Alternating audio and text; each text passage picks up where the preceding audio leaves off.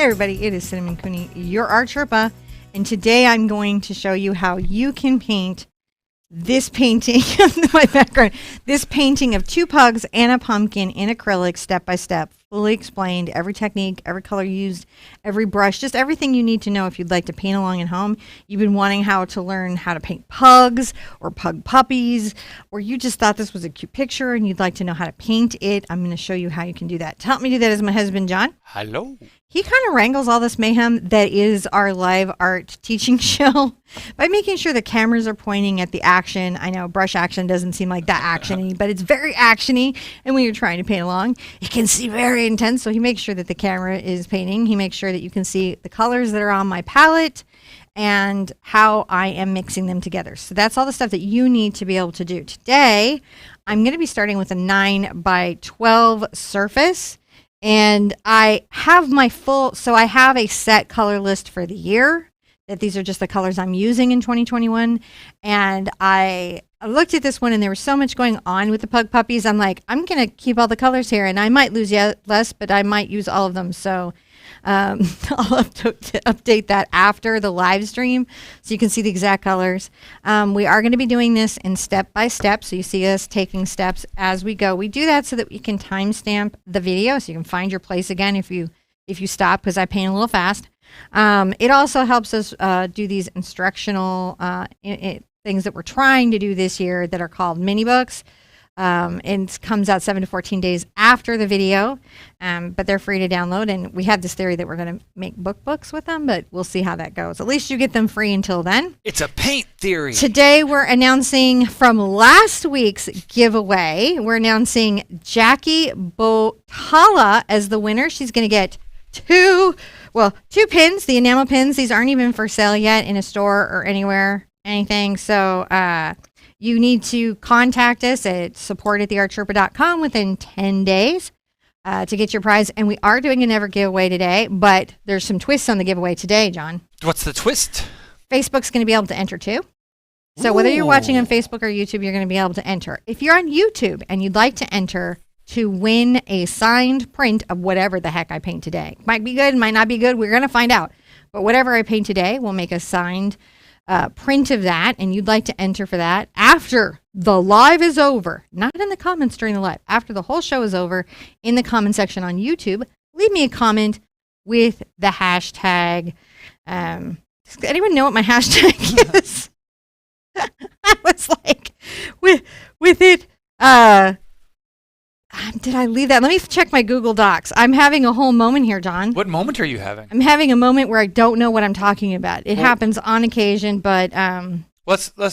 I got it. Do you know what you're talking about now? I feel like I could know what I'm. I saw the pugs and forgot everything. You saw the pugs and forgot everything. I was like, okay, giveaway 2021. I just want to make sure that I say it. The Art Sherpa. Hashtag the Art Sherpa in the comment after the show.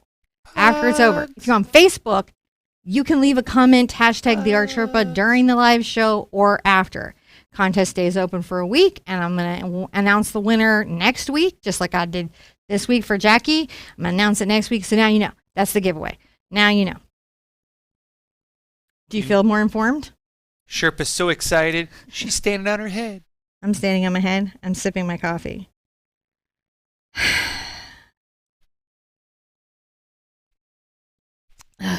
You know what I was telling John before the show? This is one of those weeks where being from Generation X is making it incredibly hard, that my inner Daria is completely at war with my inner Buffy. And I don't know who's going to win today.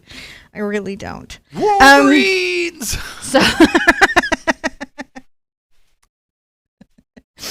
So we're going to be painting in a 9x12 surface today. I think what I'm going to try to do is kind of sketch in or block in everything. I might start with a ground, but I may block it in. Depends on how brave I feel about these pugs. These pugs are so cute. I'm going to freehand it in, but guess what? You don't have to do that. You have a traceable and a grade with instructions on how to use both on our website. But I am going to attempt to freehand this in. So you know what I'll start out with, John? Craziness that I am. I am going to put out some burnt sienna acrylic. Behind the pugs? I'm going to put out some burnt sienna in acrylic. And let's throw up a step. Oh, be pug down. Pug down, pug up, pug down, pug to the side, pug anywhere. The pugs were Pugtastic. covering the paint. So I'm going to definitely kind of like freehand this in. I'm going to use the grid that's provided to you for free to kind of bisect the canvas and just get a general sense of scale and placement of objects. I will talk through the process of freehanding them out. This is a loose sketching method that's used in painting. You can follow along with me, or you can bail out and use the traceable, and guess what? That is okay. Nobody's coming to check on you. Nobody knows where you are. It's all right. We are all flying under the radar today. That's my whole thing. I'm going to fly under the radar today. It is. I'm going to, huh? I said it's an unknown fact that pugs are the mounts for gnomes. Pugs are mounts for gnomes? Commonly ridden. We had a pug named Ishtar, and Ishtar would try to run. I'm dividing the canvas in half, and I'm going to make a vertical line. I bought that for the kids. So we had a pug named Ishtar, and Ishtar would try to run away from the house, but she couldn't breathe well enough to do it, so she'd get like to the neighbor's house and like collapse, and then I'd have to go get her and put her in the stroller so she could feel like she escaped. I'm going to measure in half again at the 4.5-inch mark. Only dog I know can get winded at the sidewalk. Winded at the sidewalk. Oh my goodness, she was a hoot and a half. I really like that dog so much. Is the contest global? Is the contest global? So we have some restrictions in that you have to be within $35 worth of shipping from us. And you have to be in a place that's receiving mail and allows contests like this. And you got to be over 18. So not too restrictive. And I'll post the rules on both Facebook in the comments after the live show and on YouTube after the live show so you can look at them. They're pretty chill. It's just sometimes, you know what, there's like the post office is on strike or something. Some things happen. We can't control those things. But we'll do what we can control. Does that make sense? Yeah. All right. It's first, sign print. So there'll be 2 of them given away, one to a Facebook winner and one to a YouTube winner. What? I know. I'm so cool. All right. I'm going to load up my brush with a little bit of the burnt sienna, and I'm kind of going to look at general placement. Like Mr. Forward Punk, his little butt kind of starts, gosh, at about, let's see if I'm eyeballing well, 2.5 inches. Yeah, I'm actually eyeballing not that bad from the center part. And his little shoulder is going to come up to about here, and the head will be up here at the top, leaving, gosh, like a little 1/4 inch. He's got about a 2-inch little space of head, and we're going to really just kind of make a squishy oval. The reason we sketch loosely like this in painting when we're sketching in objects is because, honestly, even if you put in a very detailed rendered drawing for most painting, you paint over everything you put in anyways, which is why I always tell people tracing isn't even cheating because it's going to be gone in a minute in the painting process. I'm going to, this one's looking a little bit down, so I'm going to put my eye line further down the skull. And let's say we're going to have one eye here and perhaps one eye here, and then the pug face will go there. Something in that general vicinity. How's that sound? I may change it as I paint it, but I know that's where I'm going to be. Little pug nose. Looks like a cat right now. What is that about? We don't know. Let's do a little bent down ear. And we know this little ear kind of comes off and loops back. A little bit of back bent down ear. Now, I love this weird little pumpkin that's going on here. The pumpkin kind of takes up this interesting space in the surface of the painting. It's one of those weird, squishy, flat pumpkins, which is actually, I love those. I don't miss the opportunity to paint these weird things each holiday season. I'm like, where's the messed up pumpkin that, just is like super bizarre. I'm going to give it a little extra twisty stem coming up. Of course, we've got a couple little round shapes. There's going to be some apples down here. Let's sketch. I'm going to sketch just off the center line. If you look, I'm here in the center line. Apples are about 3 fingers round.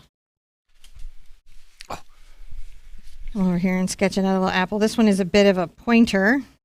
And both these apples kind of come off the canvas, and I like that they're sort of on and off the canvas. I thought that was super fun. The little pug's arm is going to come here. Bring down a little chest. We've got a nice little paw. They have these interesting little paws, don't they? Mm-hmm. They're sort of very substantial, thick little legs, which I super love. I do love the thick little legs.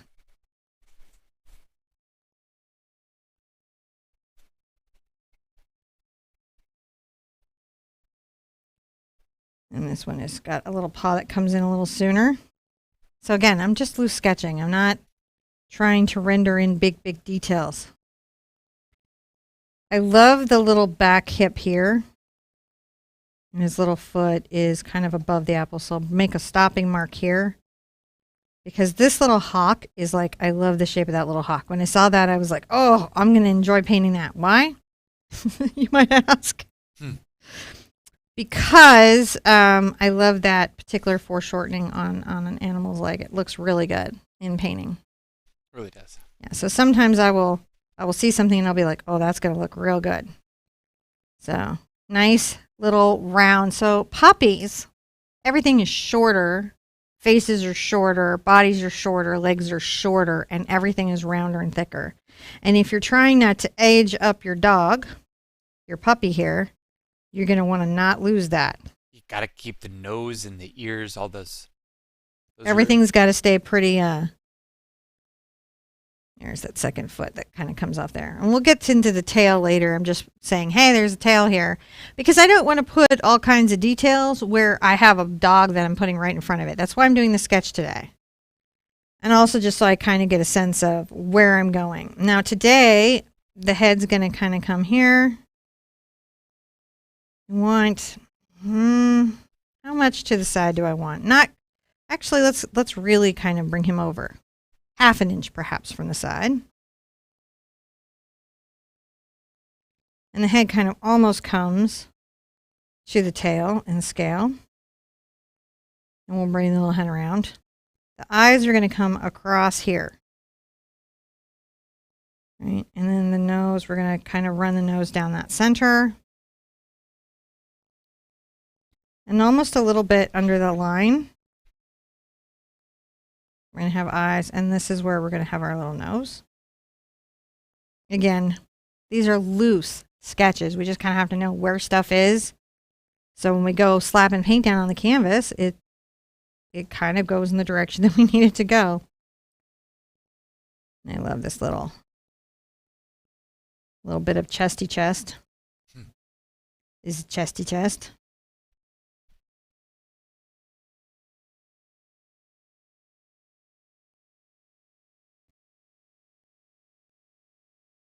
Little foot. They have really gorgeous little fat little legs. And I will celebrate those little gorgeous fat little legs. Some of the pug is back here, but we don't really see it because it's in a dark area. And this little other leg is on the same plane as here, but kind of really a little more jutted out. You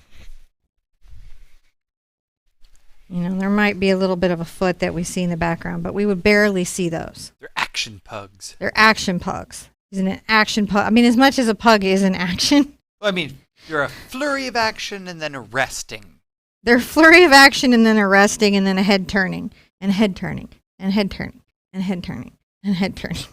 Because they think we're all mad. That's what I feel like really brings a pug home, is pugs think we're all crazy. Which is why they're looking at us so quizzically. So you can at this stage use the traceable. The traceable is a much more resolved drawing that you can put in there. You could use either of the methods that I talk about on the website. You can watch my how to trace it on video. However you want to do that, grid it. This is how I freehanded it in. John's going to take a picture. Put up a step 2. What do you think of that? What do you think of that? The step 2.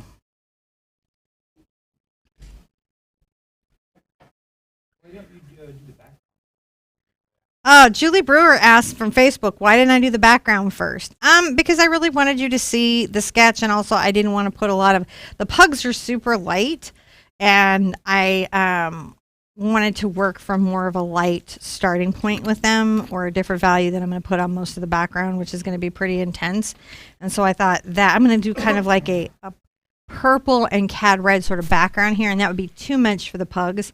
So knowing that, I made that decision. In any painting, you can make a decision to take it through several processes, and you'll find that at the start, there might be 3 or 4 waves in. It's like a chessboard. There's not just one starting move, right? There's a lot of starting moves, but the end goal is always checkmate. Yep. A lot of ways to get there. Many, many ways to get there. I think that's been calculated, isn't it? The ways to get to a checkmate. Oh, yeah, I think so. Amy Overett says that pumpkins are just adorable. They got the big boops, don't they? Mm-hmm. They got the boops. They got the boops. I'm going to put out a little bit of my Doc's Purple today. And I'm going to put out a little of my cadmium red. I've got some burnt sienna already out. So I think I'll add a little Mars Black next to it, because I'm going to be doing that a bit. And then I may put out a little of my cad yellow, because it's going to be coming up later in the pumpkin and stuff, so I might as well have it out. There's no point not to.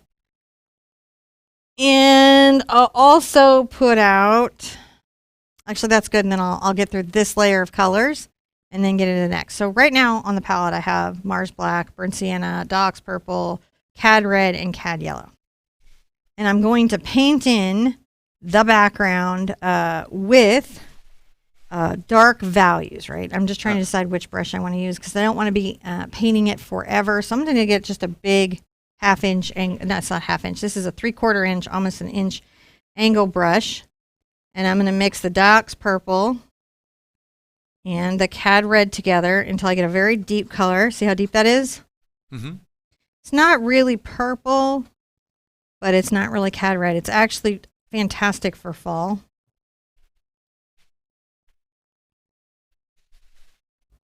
Just a little bit of a purplish background. Yeah, I want a nice dark background to start with. And this is an alternative instead of just using a black or another deep color, right? Mm-hmm. I'm going to come here and kind of end the purple here, and then there'll be the brown.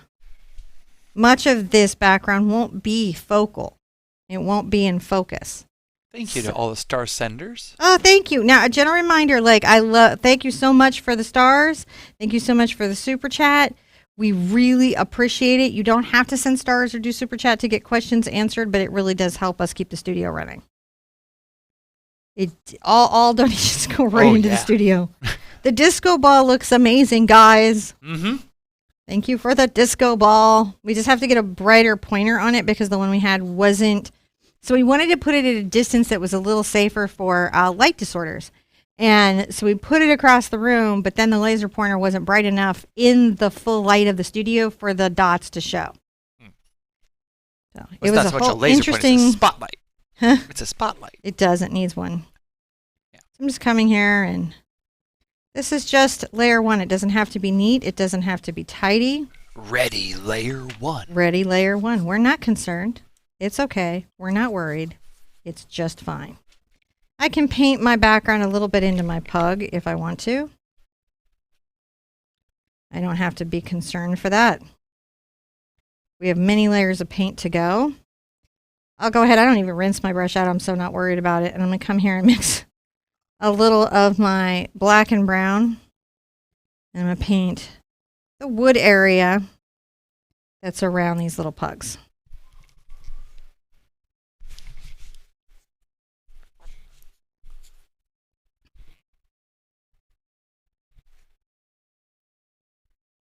So I didn't even rinse because I'm not concerned. Not a big deal. I'm using the corner of this brush to draw around things. If you're using an angle brush, you can use the corner sometimes to get some headway.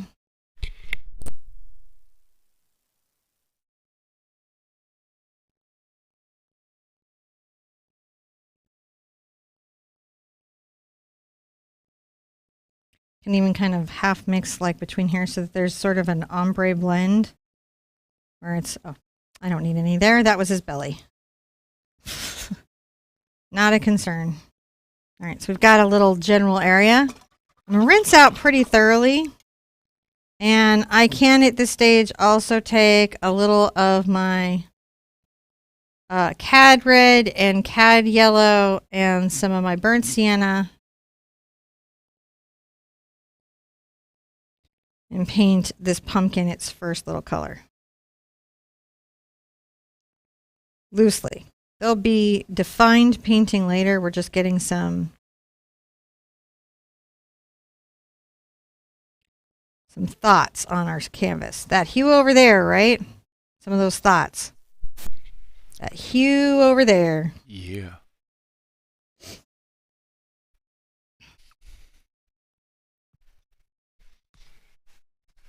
This is just some base pumpkin. And thank you to everybody who's sending stars out there. Really does help. That means a lot.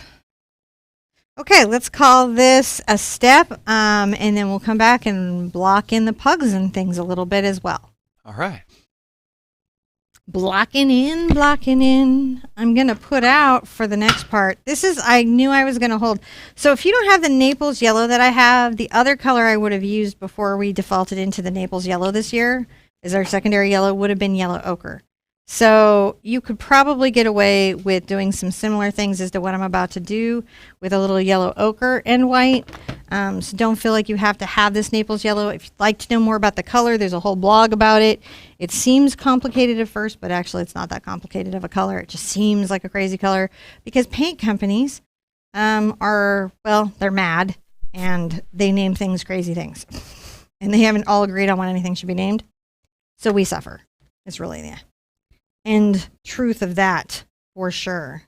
I will probably take a smaller brush to paint this next part, and that's really because the pugs are a little bit smaller, so I'm actually sizing down to a 1/2 inch angle, and I'm going to take my brown over here into my Naples yellow, and you can see I'm getting that almost that perfect little pug buff color, isn't it? Mm-hmm. This one actually does a very good version of it. I might have also used raw sienna, so it's not that it has to be this in the palette. If you're painting with me all the time, it's this. And again, this is loose. Things may change. We're just getting paint on the canvas to know where everybody is. Because sometimes you just have to have a starting place.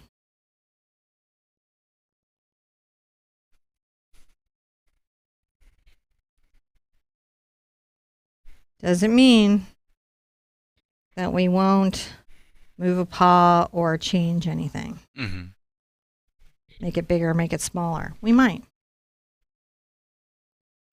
But we're going to try to paint confidently.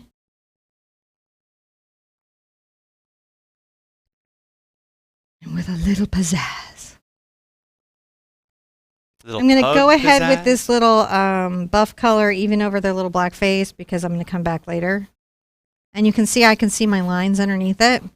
I haven't lost my sketch lines. That works for me. One of the reasons I like to do the paint sketch lines is I can do this kind of rough in and not be that worried about getting the paint lines in. Oh, it's too brown. I forgot to mix it with the yellow. So right now, you wouldn't be that excited about getting a sign print, but hopefully by the end of the painting, that would be an exciting prize. I would be pretty excited. I think it's going to be a cute painting when it's all done. The other thing I'm going to kind of rough in and kind of cover with paint is I've got these little apples. And I'm going to put out my quinacridone and maybe my phthalo green. What do you guys think of that? Quinacridone and a little phthalo green. I think that's pretty cool. Is it cool to you? It's cool to me. I like what I'm doing. All right, little phthalo green. So this is a 3-hoop painting, and it's still for beginners because I'm going to break it down into every step, every process, every technique. I narrate through everything. I don't demo, I teach. That said, if this is your first painting in the world, this is a long painting. It's very in-depth. You can do this. You might need to build a couple skills into your toolbox, all of which are super learnable, which is why my lessons are broken up into 1 hoot, 2 hoot, and 3 hoot levels, even though they're all for beginners, because beginners have stages just like everybody, right? There's stages of beginning. We don't just have one grade in elementary school. We have a lot of grades. There's stages. So like with learning everything, there's stages. Okay, so I'm going to take a little of my cad red and my magenta, I think. I like that a bit. The two of them, I'm going to come in here and maybe start my apple.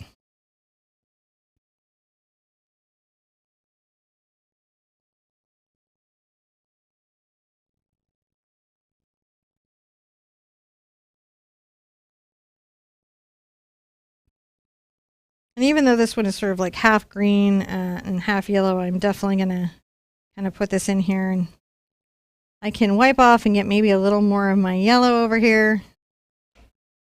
And this will be fine later when I come back with my green. So I've just gone more yellow on the side that's going to be a greenish yellow. That'll let me blend well later.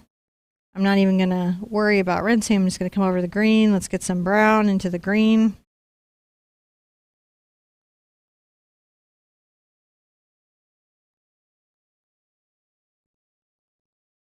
Going to add a little bit of an indent there and a little bit of an indent there because I know that those apples will have shadows.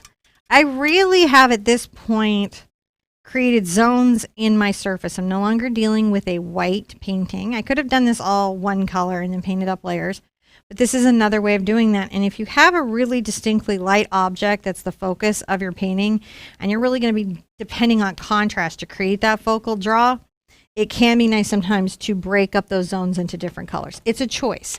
It's not the only route, but it is a choice.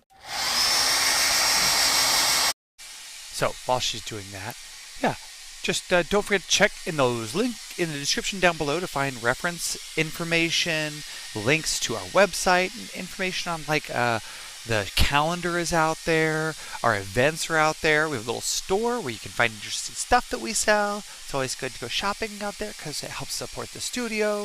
If you want to look more about supporting the studio, you can go to theartsherpa.com/patron and find out how you can be part of the Art Sherpa patron family.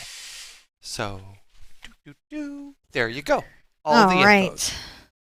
Okay. Is this a step? It is a step. It's a contemplative step. The contemplative step. Is it that step? Okay. I don't know. John counts the steps. I don't. So, question: Sims Reen is asking about what brushes I'm using. I used a 3/4 and a 1/2 inch angle brush. This is in the Ruby Satin line by Silver Brush Limited. You can use a different angle brush. It doesn't have to be that one. They're nice, and sometimes they give me a little controlled work when I want to work loose, but I also want to have a little control. It gives me a nice balance between all those things. I want to thank Patty and then I want to thank Deb Maxwell, you guys both, for doing Super Chat today. I really appreciate that. It really helps us and just means a lot to me, and thank you so much. And I want to thank Rob Jody Ashburn for the stars. I really appreciate that as well. Are you guys ready? I am. Okay. So now we're going to put in the back here. And what we don't want to do is we want the pugs to be really focused. And sometimes in a photograph, everything's in focus, isn't it? Just because the photographer chose to do it that way. But as a painter, we may choose to have some things more in focus than other things. And I like that in a background painting. So I'm going to do an interesting thing. I'll come back again up here with, and this is for the technique. This is for the, for how I'm going to do the diffusion, because I want to work wet into wet for this to work. I'm in the 3/4 inch brush. You could use a bright, guys. You don't have to have an angle for this to work.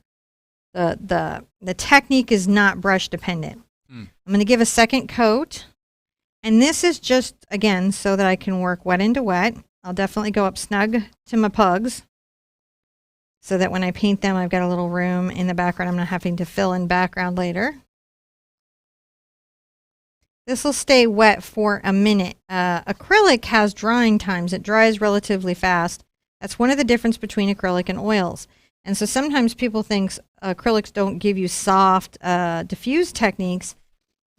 But really they just dry faster than you can get to the technique. Ah. So you can do a couple things. You can buy an agent that slows down the drying time of your paint, or you can work quickly. I often just choose to work really quickly. So to do this, I have my color here. I'm actually going to come in and just make some more red into that purple mix. See how I'm doing? Uh-huh. So it doesn't seem bright on the palette, but on the canvas it will be brighter. And I'm going to make little angled marks, and these kind of are just to imply the leaves in the background.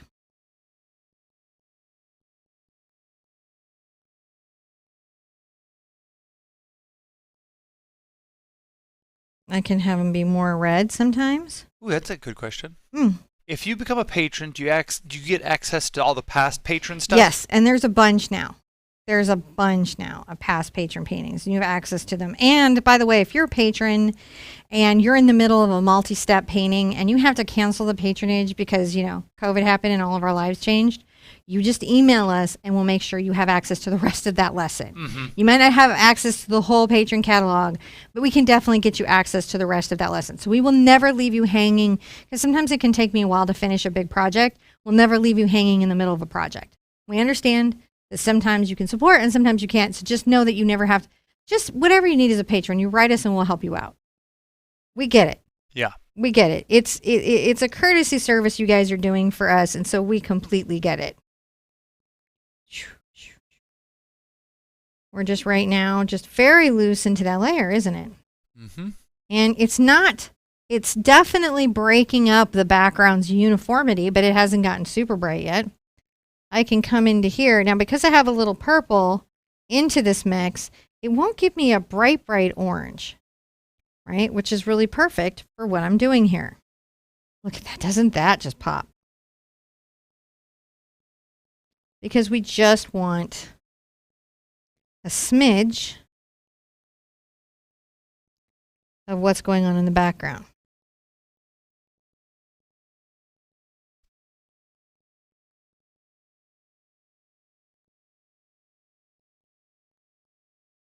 A little more yellow into it, Mm-hmm. but not all the way yellow, right?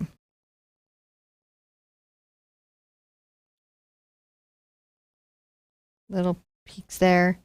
If I get my green into it just a bit, and so what it is my brush is super dirty.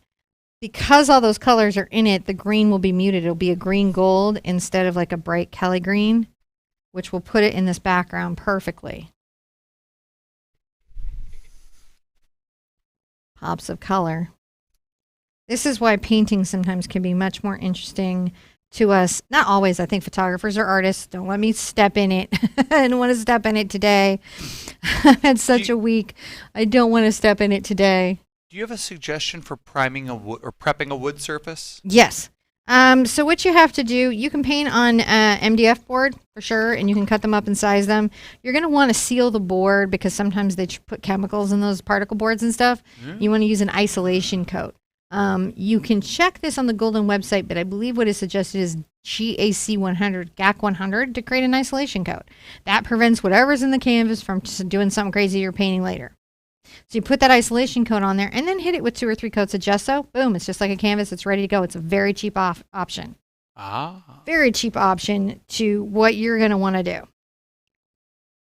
Now I'm going to take just a little of my, I took way more than I intended. A little of my cat red and magenta. I got a little more there. And I'm going to make some slightly brighter leaves in this corner. I won't do them all because we've got to take some of them forward. And I might put just a pop or 2 over here, just so that there's balance. Okay, that's that step. That's all we're doing there. That seems just a loose, happy, oh, something's in the background. We're so excited. Something's in the background. Oh, steppy, steppy, step. So this has been a weird day. A copyright question came up in group. Basically, sometimes I have a use policy, right? As a teacher, I have to create a use policy because I own the copyright to my work, and I have to create a use policy for you students to be able to use it, and I do. And in that, I do allow for you guys to do private sales, like between family members or friends, and then I have a little thing that we ask that you guys give attribution if you do it publicly, if you put it online or in a little craft fair or in a gallery or on Etsy or wherever. That said, we don't want to be the art cops, right? So it's something that we ask, and you know, what I want to say is, one, it's always okay to ask this question. It's okay to ask these questions. And I want you guys to feel okay to ask questions about copyright, because in my experience, artists know like nothing about it at all. And as students, you don't really have to worry about it. But if you have a question or somebody said something to you or you want to know about where I'm at on it, you write me. Write me at support@theartsherpa.com. But I want to gently remind you that we are never to go harass anyone that we think is stealing my art, right? If you think somebody is, and it does happen all the time, in serious ways, like large corporations and stuff like that, you write support@theartsherpa.com, and then we look at it and we ascertain if there's a legal need to deal with it. And if it's just a person we think doesn't know, we treat people nicely. We're not out to like hunt people down. So it's always okay to ask that question. It's always okay to let us know. We never go forward on anything unless it needs to go forward on. Like if there's a need, we'll deal with it. But if there's not a need, we just kind of like, okay, that's good to know. And it's something that we ask, but we're not. We don't ever want you guys to be adversarial with each other or concerned or angry about it. If you have a question, like when you do a painting from a tutorial, is it original? Ask that in group. I'll answer it.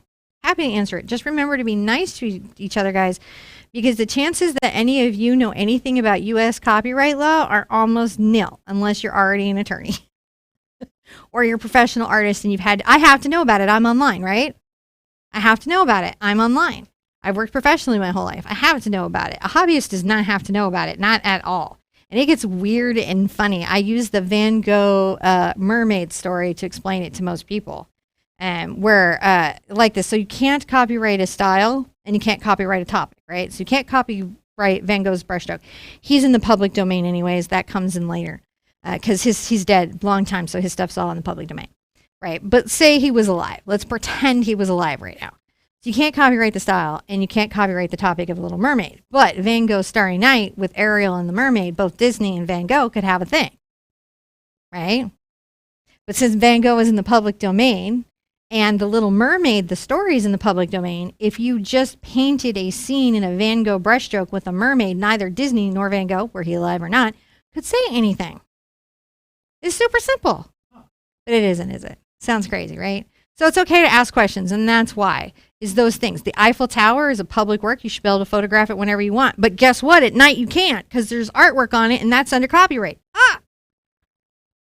Ask the questions. I'm the safest person you're ever going to meet to ask. Ever. Because I know, and I'm never going to make you feel silly, and I understand how we get ideas in our head. It's complicated and crazy. Does not apply to hobbyists, though, which is why I don't have 20 copyright courses every other week for you guys. You guys are just painting along for fun. It should not be your primary concern. But it was an interesting thing in the group today, the conversation. So let's start with pumpkin. I think I'm going to start painting the pumpkin, John. What do you think of that?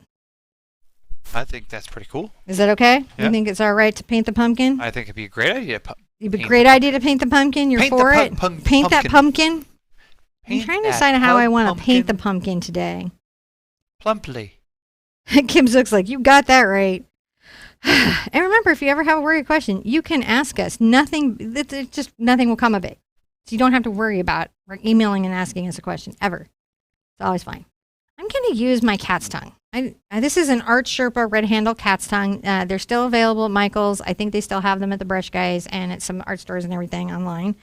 It is a number 8. If you don't have this one, it's really essentially a pointed filbert. So you could also use Bray here. I just like the roundedness of the filbert because of the way the pumpkin is shaped. I'm going to come in and I'm going to take a little of my, maybe my burnt sienna and black, and let's get into some of my red.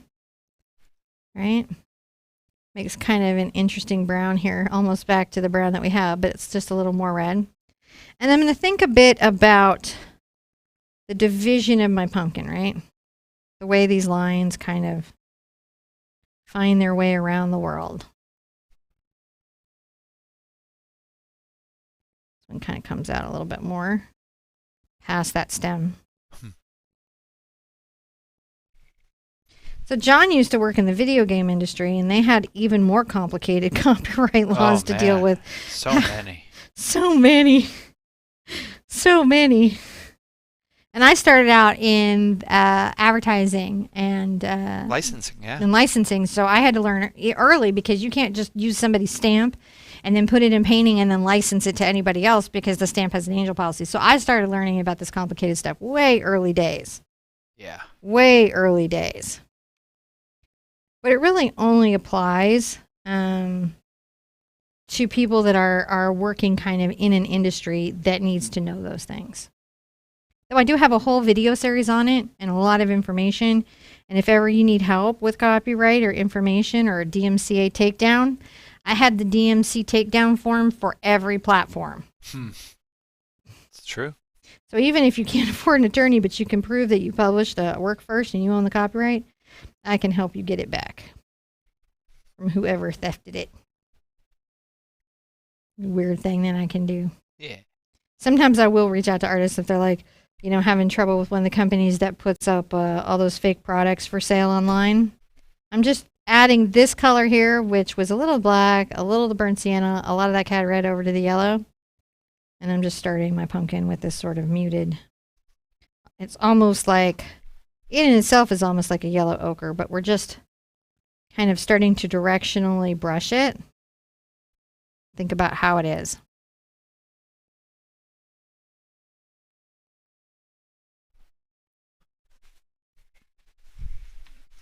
Kind of giving it shape. We haven't really done highlights or shadows yet. We're just now starting to just understand its little shape. Just the basic blocking. Oh, Laura says I work at a textbook publisher and permissions are so crazy. Oh, yeah, and publishing. Oh, my gosh. That's another layer, right? Oh, it gets crazy. And then because suddenly you're in maybe some of that fair use space because it's for education, but in what way? So I have a saying, guys, and this is what keeps me from ever being stressed out online, right? Is until somebody's willing to pay an intellectual property attorney their $250 an hour, and that's for the cheap one, their fees. I would say till it comes in a lawyer's letterhead, it's all sort of moot, isn't it? Yeah, it's true. Till your lawyer tells you so, it's all sort of moot. So it's okay to talk about and be interested in, but don't worry about it. It's not worth your concern or worry. Weird thing that happened to me today on the way to work with you guys here. On the way to work, I didn't really walk to work, but I digitally walked to work. On the way to work today, weird thing happened to me. What happened? So I'm going to start adding some of the brighter colors into this, and I'm going to take my yellow and I'm going to get a little of my red into it. And I'll let a little of the more muted color that I have over here kind of get involved. Because I do want it to be orange, but I'm not trying to make a traffic cone. Right.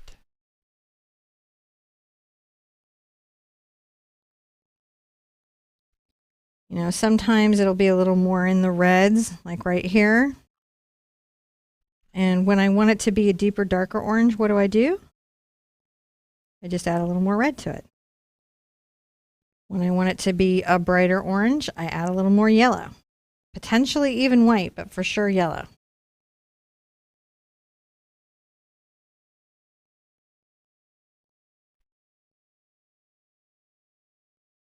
Add a little bit of a dark color right here. A little dark color right there. So I'm shading the pumpkin, and this is going to kind of come together by where I put my dark orange and my light orange. Come down here. And we're also going to use, interestingly enough, on this particular one, a little bit of gray at the green at the bottom. What? I know. Not expected, but it is happening. I'm painting around my stem because I'll get to my stem later. It's not the first thing I worry about in the pumpkin series. I might come here and get a little green involved. Maybe some more of my red. What size canvas is that? 9 by 12. And 9 I'm by just 12. brushing up in the shape of the pumpkin a little bit of that green. A little bit. Like I'm just brushing it up loosely. Rinse out. Clean that brush thoroughly, rinse it out. And we're going to put in some highlights, right? So let's get our little yellow involved and some of our red, but we're going to want it real yellow. This is our lighter orange. And right here, kind of coming here, we're going to add a little bit of a highlight. And right here, we're going to add a little bit of a highlight.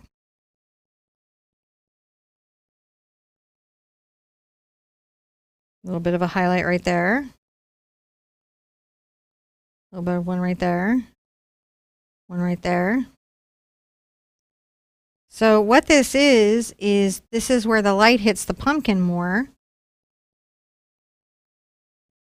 A little bit of a highlight. Yeah, so we're starting to think about that, that little bit of a highlight where the pumpkin gets hit a little more. Maybe get a little yellow into that and add some white.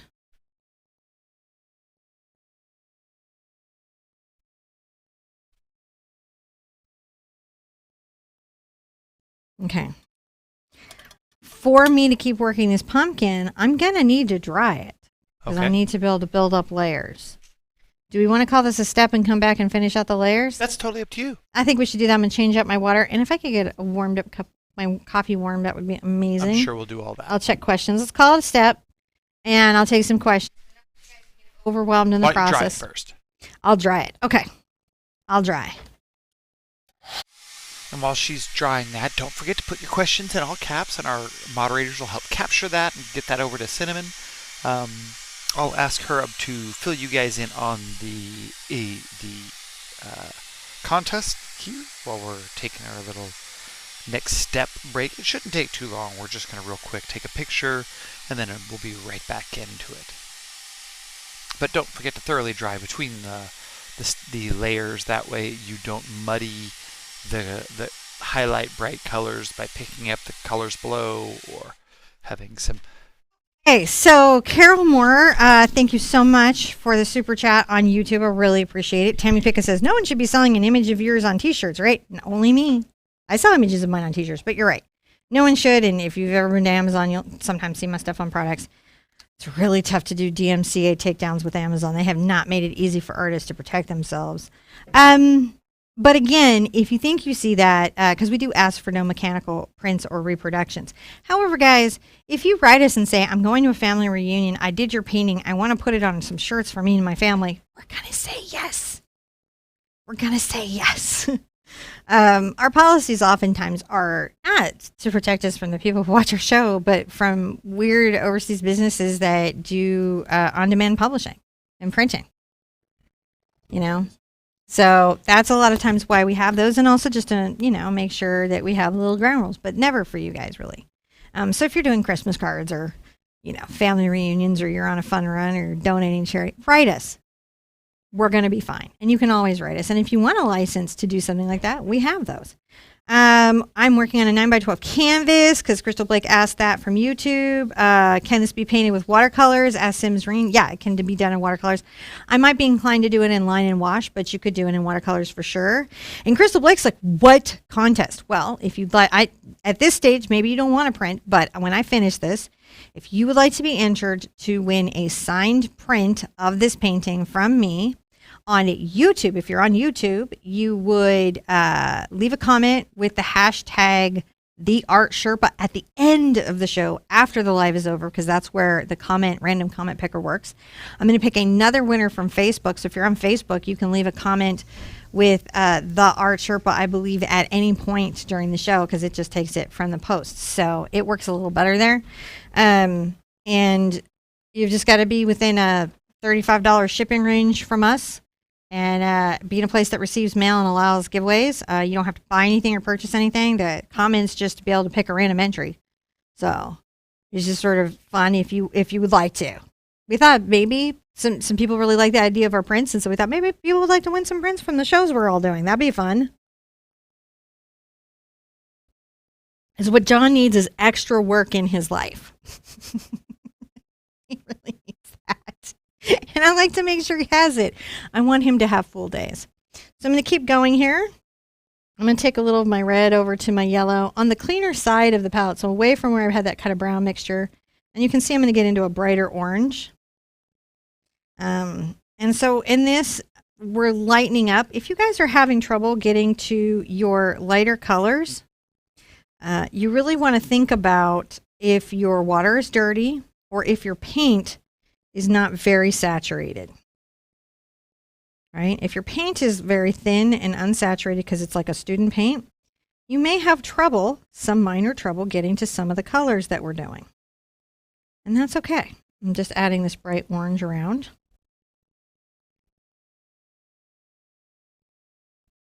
Because this is a very bright orange pumpkin, isn't it? Super orangey. I don't want to lose it, the super orangeness of it. I can put my pug paws back, so it's all right if in the act of painting around them. And I can put my stem back.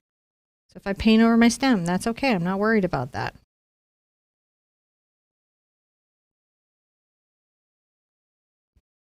I very much enjoy painting pumpkins. The colors on them are really satisfying to me. Yeah. I've just added a lot more red into that little bump. I really wanted to see it. I know I've got leaves coming over here. I just wanted to get some form going. And back over here in the red. But my brush has yellow on it, so you can see that lets me kind of do some blending, right? Mm. I'm gonna worry that I have little apples there because I can paint them back. I just have to have enough information to know where everything is on my canvas. Where does the stuff go?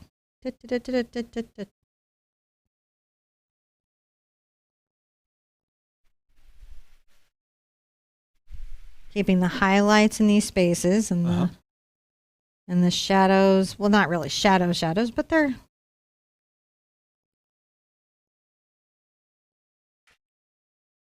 shadowy. Shadowish, right? I'm being kind of rough with my brush strokes. I'm not trying to be super detailed or tight. I'm trying to paint kind of loosely. That way we're not here for 6 hours. Mm-hmm. Not that you guys would mind. You guys are always like, I'm up for a 6-hour painting. That sounds just fine. Sounds just great by me. 6 hours. It's just hard to do every day. Hard to do it's hard to do the 3-hour one so often. Mm-hmm. It is. It's a journey, right? Hard for you guys to do too. I'm going to get a little of my darker color here and just make sure that I've got some exaggeration in some of those little crevices.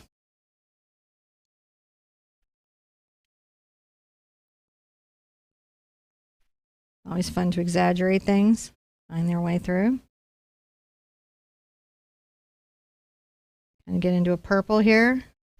And let's make sure this side of the pumpkin has a little bit of a shadow on it, right? When we put the stem in.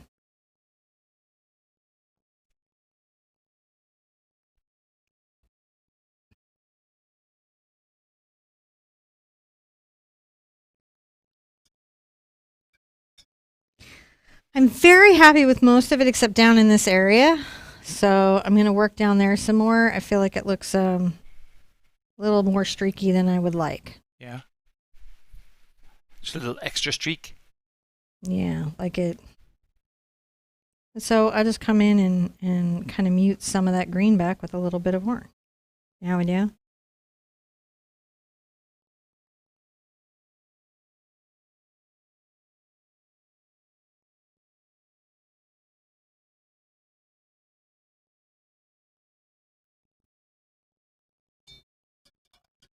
I might come back with my 1/2-inch angle brush. I'll go ahead and load up some orange.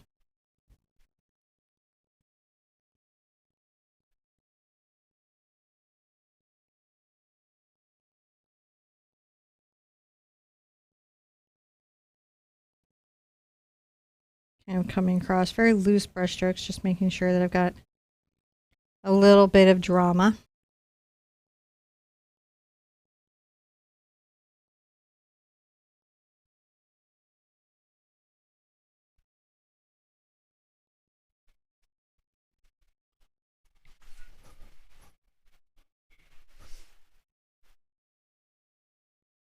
Come in here.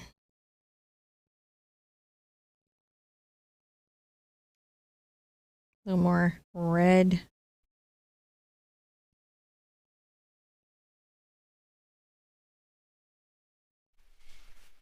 Looking good. It just gets there when it gets there. It arrives when it's ready. It does. It just emerges as it being done. It arrives when it's ready to be. Now I don't want to pull out to another step, but I do want to dry this layer so I can get the next one on easily. Just gotta thoroughly dry between the layers.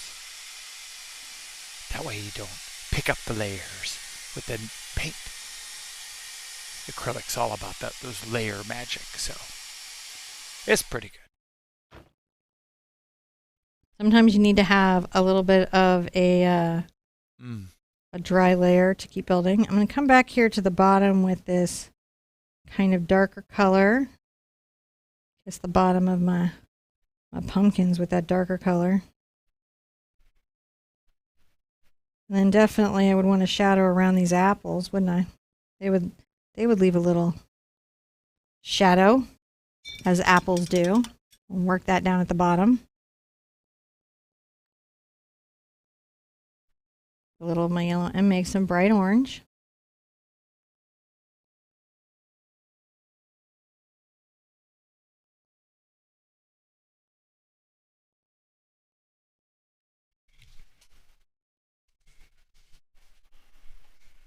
Just work in your pumpkin.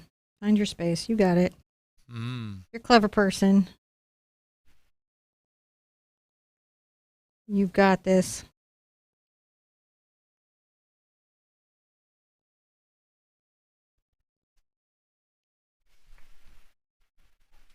Sometimes I want to say that if you survived a playground in the 80s, you can do anything. All of it's easy from there. Now, if you're having trouble with transparent yellow, any suggestions? Paint it white first. If you just can't get it there even with layers, paint the object, dry everything, paint it white first and start over. Never feel weird if you have to start over a couple places in a painting again. I do all the time. You know, you'll get in it, something will be up with the materials that you didn't expect, and you have to. The yellow's more transparent, or the paint isn't blending the way it normally does today. It doesn't really matter. You'll find a way through, and it's always okay to kind of begin again. Sometimes I think we don't give ourselves permission to start again. Huh.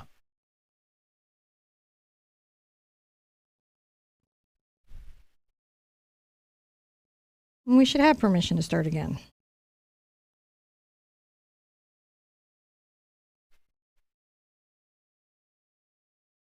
You know, I can see where if you're doing heart surgery, mistakes are a big deal. Big deal. Totally get it. But you're not doing heart surgery right now. You're painting a pumpkin, so things can take the time they take. They can go the directions they go. You can make a mistake or two.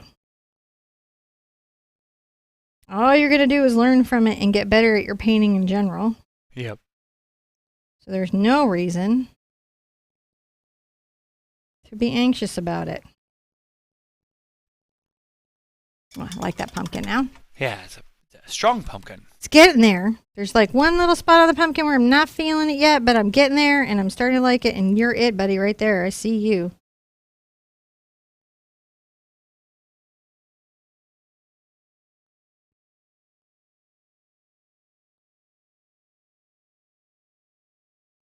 Just adding more red. I'm just making sure that that is where I'm happy.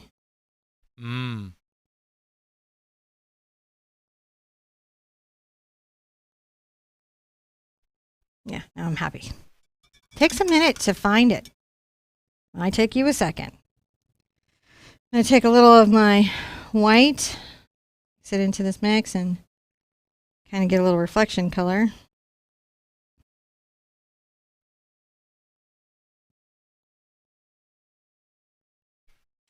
Oh. Just a little bit. Sometimes I come on the toe of my brush. Oh, watch those drops. They are tricky. Tricky.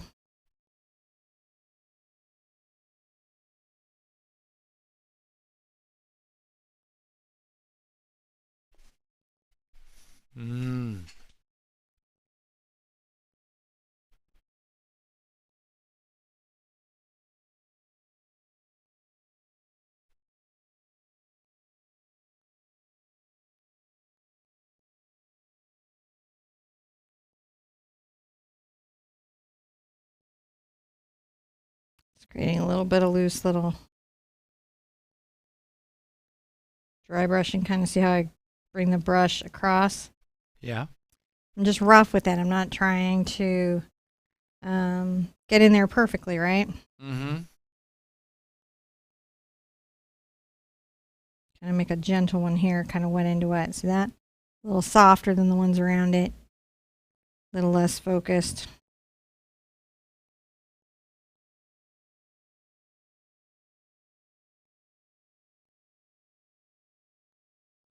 Just take my brush over there and grab a little bit of the muted color, but it's got some white in it, so that creates a nice difference. That's just painterly and beautiful, which I really now like that I see it. I'm like, ooh, I really like you. That's working for me totally. So I'm gonna come here and maybe do some more. So sometimes that'll happen when you're painting. You'll be like, oh, I like that. Okay, so this needs to be dry, and then we'll come back and do the next part. Dad, she gives me all sorts of warnings that we're going to do that. But don't forget to check out website and all the cool stuff we've got going on. Thank you guys. Don't forget to hit the like, comment, subscribe, share button, especially share. Sharing this really helps us get the word out. It lets other people know that we have free art paintings, and that's really what we're all about. So we appreciate it. And then just make sure you thoroughly dry your pumpkins so you can move on to your pugs. I think I need to put up more red and more yellow. You need more color. It's a good time to put it out.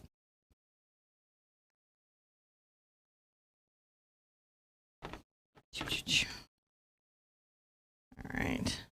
You can get a copy or a thing or...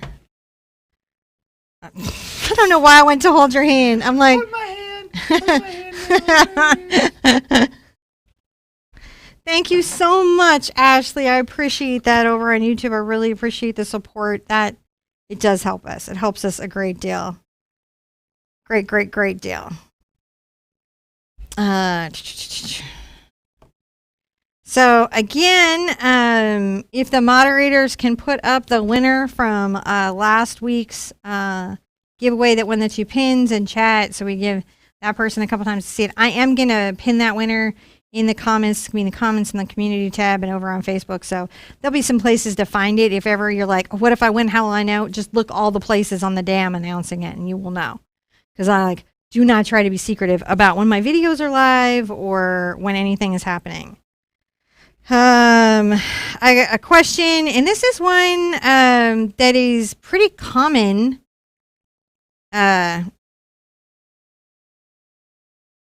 Mega Supernatural Investigator of Minnesota says, I've seen something about entering for something, I'm guessing a print, where we do that on YouTube.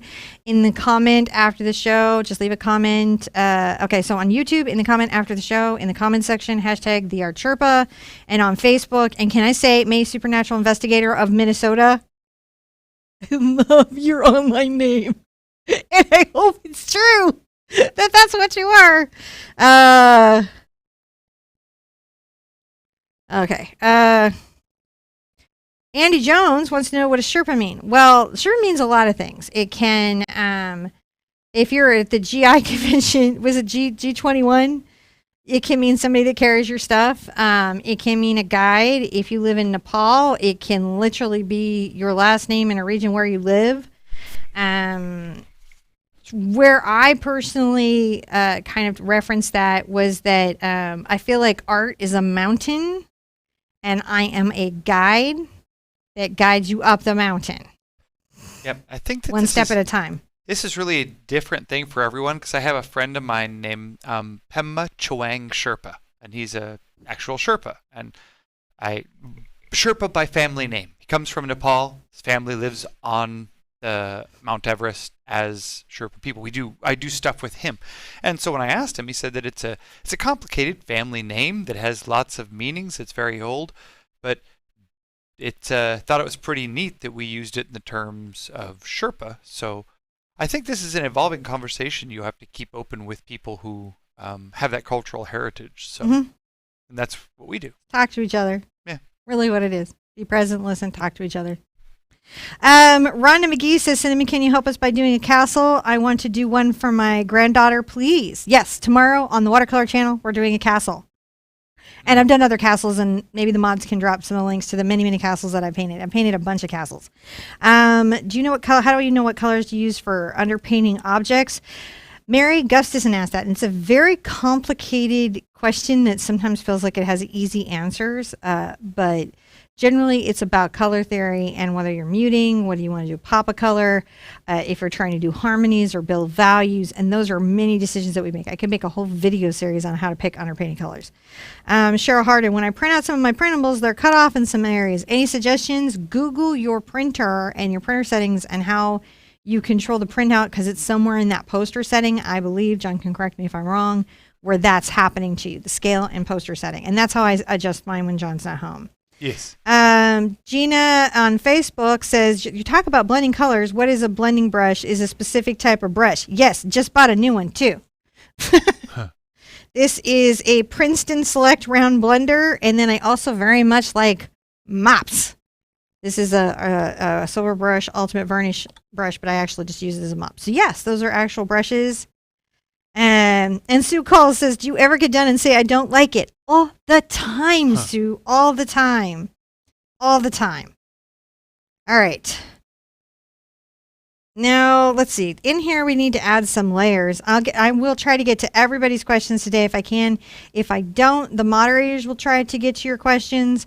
And so just know we're here trying to make sure that you guys have the information that you need. All right, I got to zoom back out. I'm going to make some nice big leaves. I'm going to take my Cad Red and my Quin Magenta because they're so vibrant. And I'm going to pull some of these kind of background leaves forward. Can you see me doing that? A little more onto my pumpkin. Just a little bit. And I might get some purple. Kind of blending them back in. I just grab some of that white and yellow. Just trying to make a loose little run of leaves that layers over the pumpkin. So even though the background is out of focus and a little abstracted, we're still trying to make sure that it looks like what it is. I'm back to my green and brown, which makes my deep, deep, deep color here. My deepest deep color. And I'm going to come up here and this little, I love the stems where they are all breaky off on pumpkins. I really do. I especially love if they're a bit twisty, and this one is. So we're going to bend that over some. And then I'm going to get a lot of yellow into my brush. I'm going to begin highlighting up here and down. And then if you come into your white, especially on these stems, it's actually really good.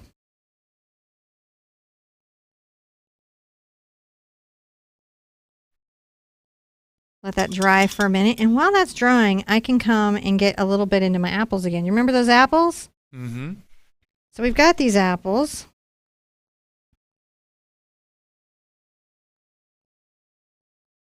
And much like everything else, they don't have to be super duper perfect. I'm getting a little orange here to feel like what they are, right? I might need to, because it's a little dark here, I'm going to put a little white there. Because I think it's going to take too many layers to get over that background. Come here, and I'm going to kind of maybe do this with some white and green. I don't mind. I'm just kind of capturing the shape again.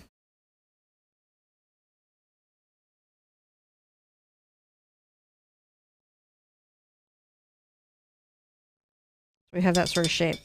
And we're kind of thinking about our apples while we're also letting our stem go. I'm going to get my angle brush, my 1/2 inch angle, and I'm going to come over here. And I'm going to brush in a little of that color. And then as I come across the apple, I'm going to lighten it here. I have a really amazing realistic apple that we did on the watercolor channel.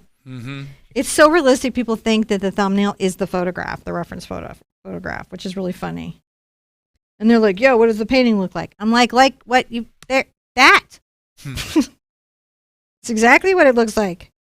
I have given it to you. You see it with your eyes. Continuing to pull this down, sort of that little streaky. Apples are very colorful little creatures. I like painting them. They're nice and still lives because of that, because they are colorful. I'm going to go ahead and get into a little bit of purple. If you'll notice on the back side of the apple, there's quite a dramatic shadow.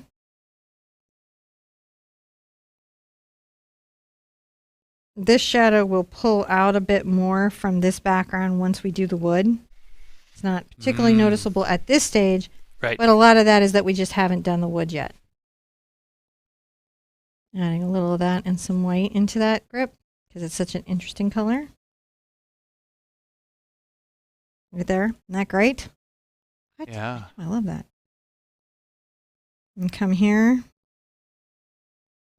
Paint a little bit of that highlight there. Certainly we need something here.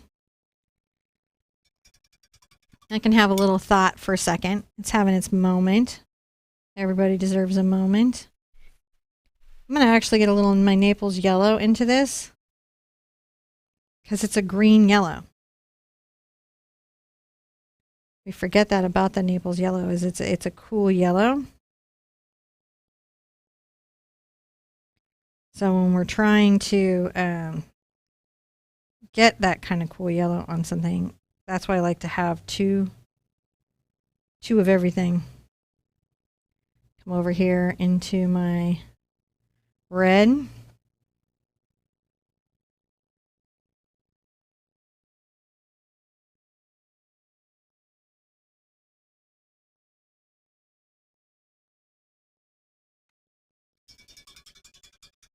Oh, that's having a little bit more of a thought, isn't it? Mm.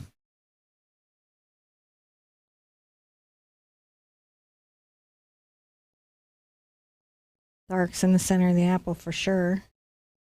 And then back here, we're back to this, right? Where we've got the light stem color. And yeah, it's got a little green in it, but it's much lighter.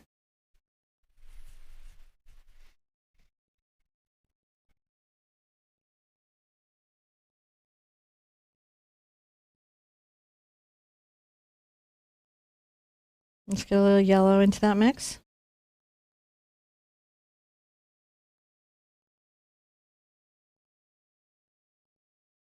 And a little bit of a dark value there, right? It's a little yellow. So what are we always looking for? We're looking for the highlights and then the shadows to build up the object. The contrast. And on the twist, that's where I'm going to kind of see it happen.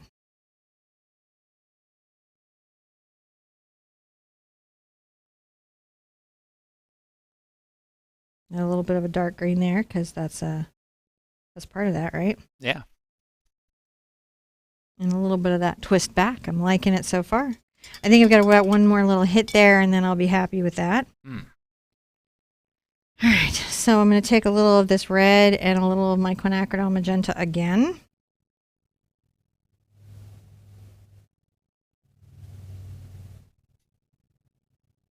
I'll go ahead and kind of dust this up. This darker color isn't all the way through the apple by any means.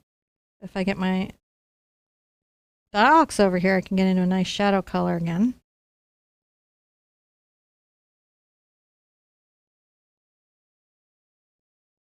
And this apple is casting a shadow over on that apple. Like they do. They're always casting shade. Mm.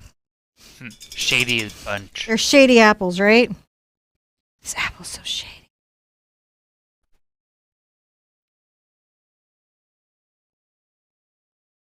There we go. Kind of layering that one in front of the other.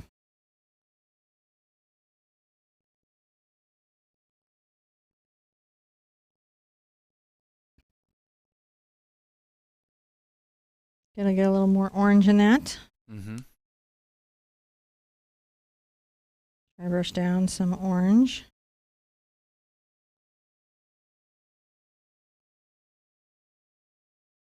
Maybe some of that right here. Yeah, no, not liking paintings after you're done. That is not an uncommon experience for anybody to have. Sometimes you just don't. Sometimes it takes you a week to like a painting you did. You know? Sometimes you look at it like an intrusive stranger. You know you painted it, but you really don't know where it came from.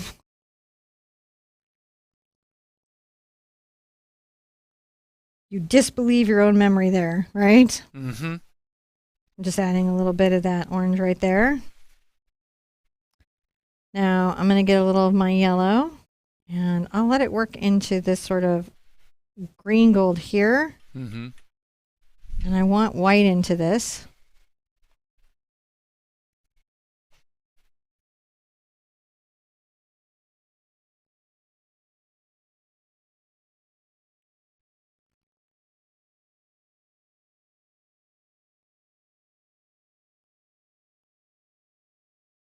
It's too dark, but I'll get it later.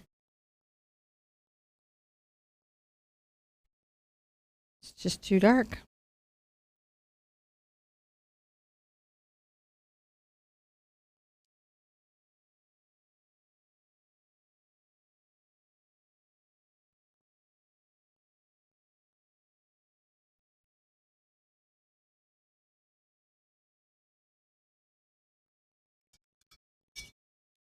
Well, that's starting to look nice. Mm. Nice little painterly apples in the corner there, aren't they? Just lovely little apples. Don't forget that you've got, a couple of reflections that you're dealing with. I'm going to take that purple white reflection that I like so much. Put one right there. Maybe a lighter one. Right here. I'm going to be adding. Add a lighter version to that one on the back side. And tap up and down here. And making that one sort of diffused. Dry brush up here and bring this one down. There you go. So that apple has its reflections. Let's go a little lighter right here.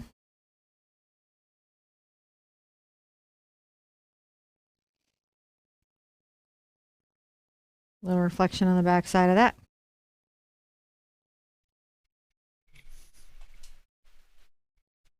And I'll have to add a little more on this far side that's lighter. Because it just is. Mm-hmm.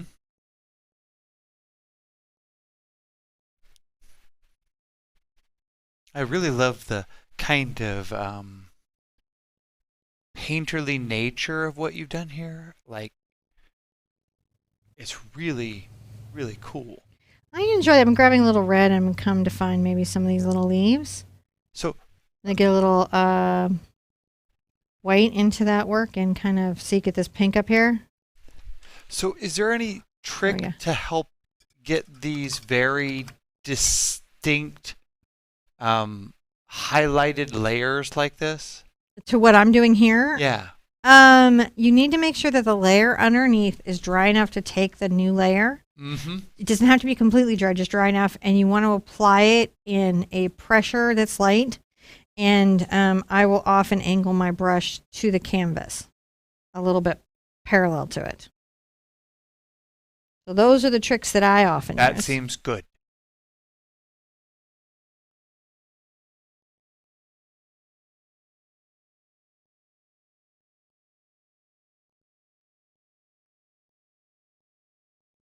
Making sure the top of that stem is well thought out.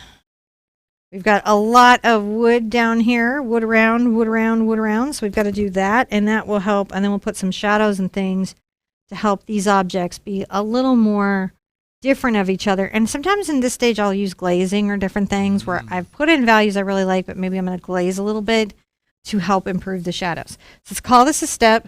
Let's heat my coffee. Heat and your coffee. And I will answer some questions. I have them on the Skype, so I'm okay. Jenny Gilbert says, are you going to do a Chihuahua? My husband wants a painting of our tiger. I've had a lot of Chihuahua requests, so I don't see how I'm going to get out of Big Art Quest dogs without a Chihuahua. And weirdly, painting cats, because everybody who has cats is like, so I'm like, hey, Mom, on one of those hops, can we do a catter day? Not the next bird hop, but maybe a hop after that. We'll have a catter day to make up for that.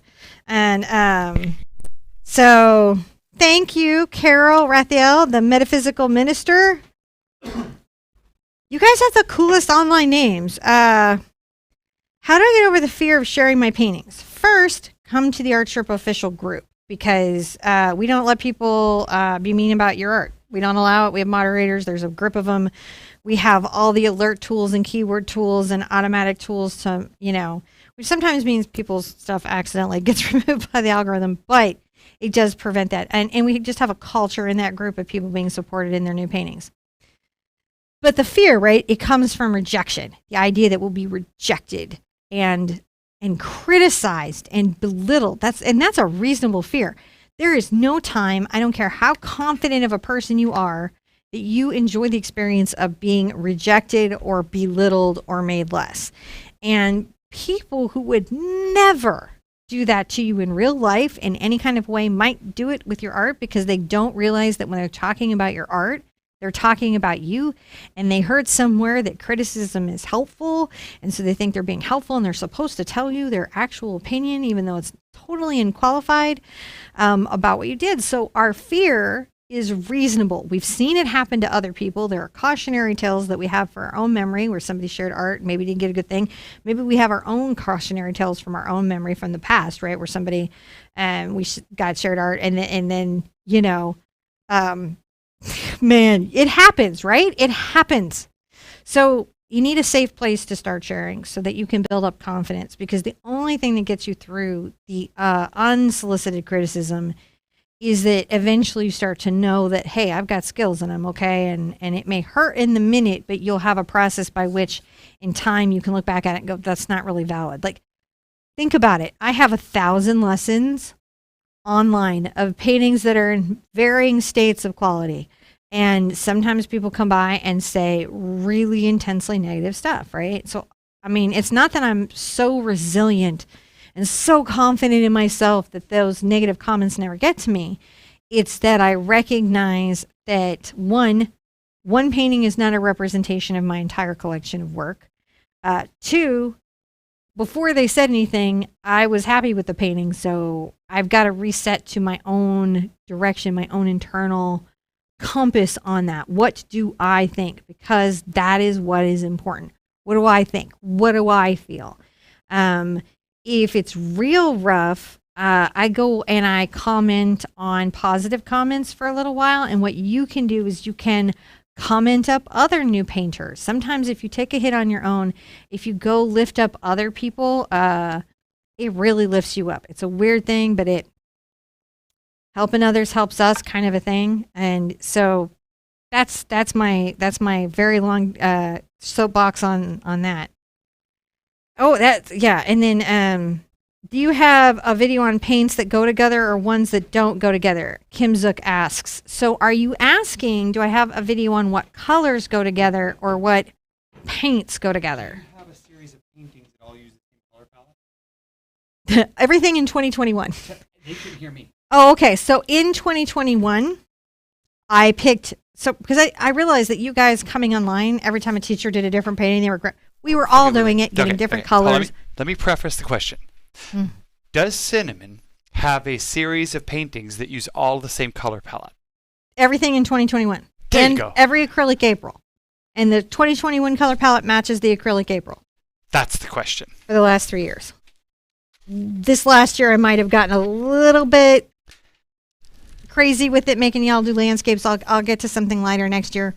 But yeah, all of those go together. And I pretty much use many of the same colors the whole time I've been on.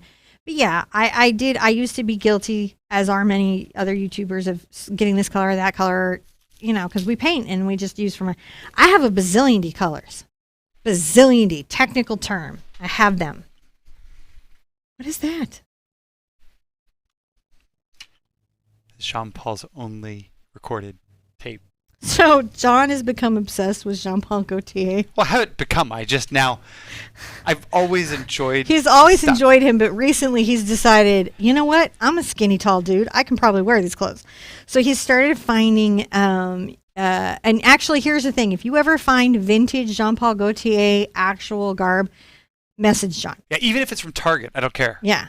And so now he's found this tape. So we've got signed books. We've got all kinds of things. So that just came into our life. This is my world. Welcome to it. You're so invited in. Why the grayish base on the apples? Because it gives us a nice reflection that's lighter in value, but not necessarily so starkly white. And I liked it in the relationship because the purple kind of was a contrast for the apples, and it just visually appealed to me. And Scrapbook 1978. Hey, Gen Xer. Feeling disgruntled today? Me too.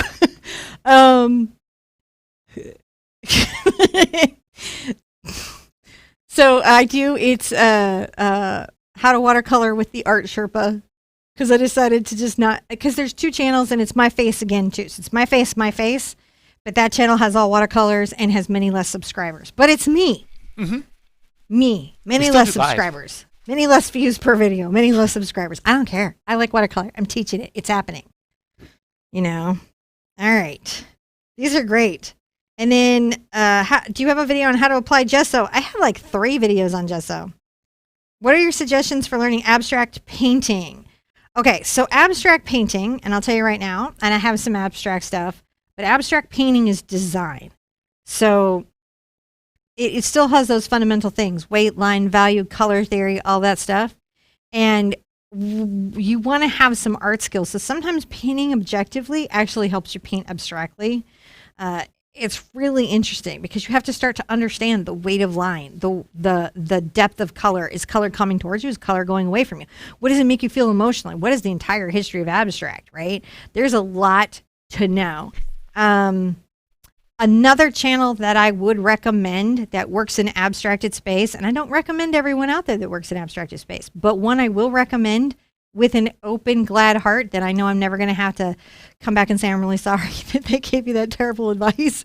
This one is amazing. Bob Blast. I don't know why he called himself this on YouTube. He's a super gravitas artist. It's Bob Burridge. Teaches amazing workshops in New Mexico and is incredible and fantastic at teaching the spirit of art and also the fundamental constructs of abstract painting and how you do it. And I have seen everything, and I would say outside of me that I think quite a lot of, but outside of me, I would say go check out Bob Blast or Bob Burridge. So, all right.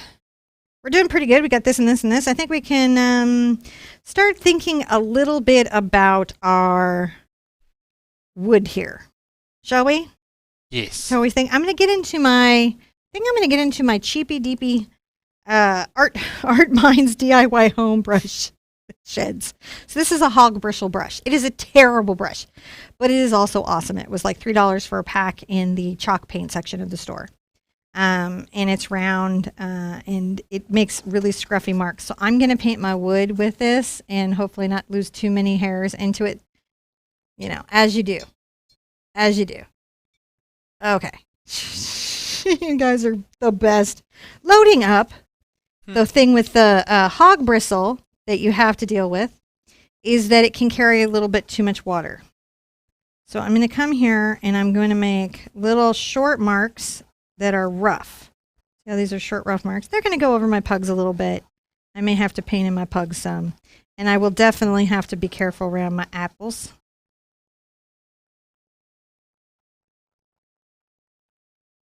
And I'm making some rough marks. I'm making some scratchy marks. Scratchy, scratchy, marky marks. Scratchy, scratchy, marky marks. So roughness, also roughness here, because this is wood. And in wood, I'm going to want roughness, aren't I? Now I'm going to come in and grab a little of my brown. Still got some black in it.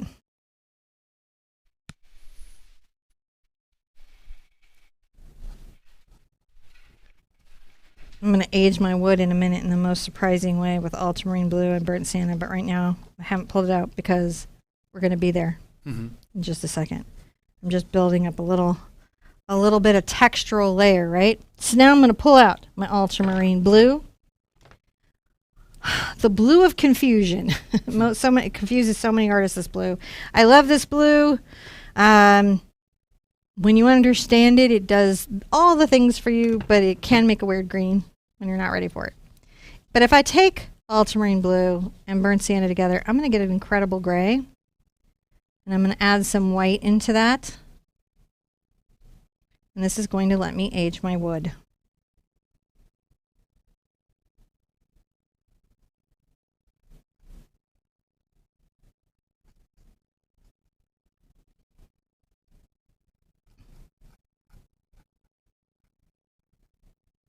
Kind of implying little bits of board here. Little background. We don't know. I want to go a little more blue, I can. Very dark under the pug, so I'm out of the wood house there.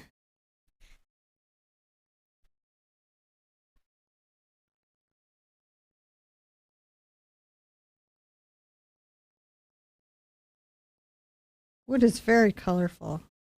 I think that's what's always hard to kind of, realize about it is it's pretty colorful stuff. I'm going to get a little of my orange involved and get a little of my burnt sienna. I know. Add some of that. Just don't let it get too wet. Right. Because that's what the hog bristle brush was going to want to do. It's going to over wet. So you have to watch it. I'm going to come back and I'm going to use glazing to kind of maybe create some shadows and things. This is just a place for me to kind of start into my wood journey.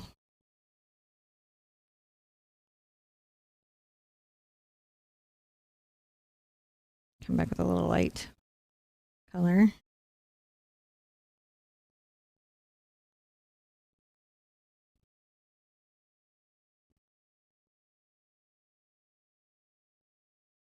I may come back and kind of precious up the apple a bit. As if I got my lines into it, I'll have to see. So here we are. A little bit here. Precious up my apple a little bit. That's fine. I don't mind that.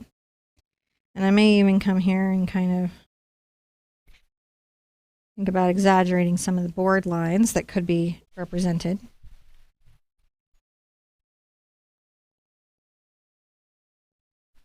I'm going to come under my apples with under my pumpkin with a deeper shadow because the pumpkin is really blocking light, isn't it? Yeah. Let's put out some golden glazy medium, and let's not put out anything too. Scam Likely loves me. Loves me so much. I keep saying, don't call me anymore, but Scam Likely says, no, you are my target audience. I keep saying, I am not your target audience. I haven't been your target audience since birth. Nope. Nope. I'm using this glaze and a little bit of that purple. What I'm doing is I'm going to create just a slightly deeper shadow. I don't want to take away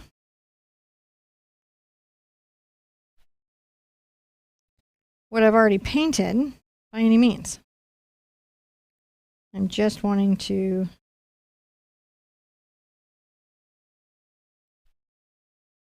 shade some of these things. I love glazing for the ability to do this. Isn't that great? Mm-hmm. So sometimes where I'm not catching it another way, I can use glaze, and it will give me lots and lots of better results.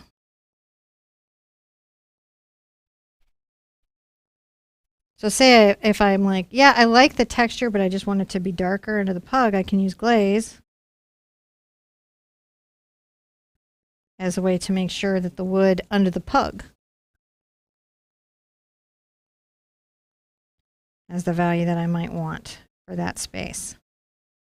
Look at that. And I haven't even painted the pugs yet.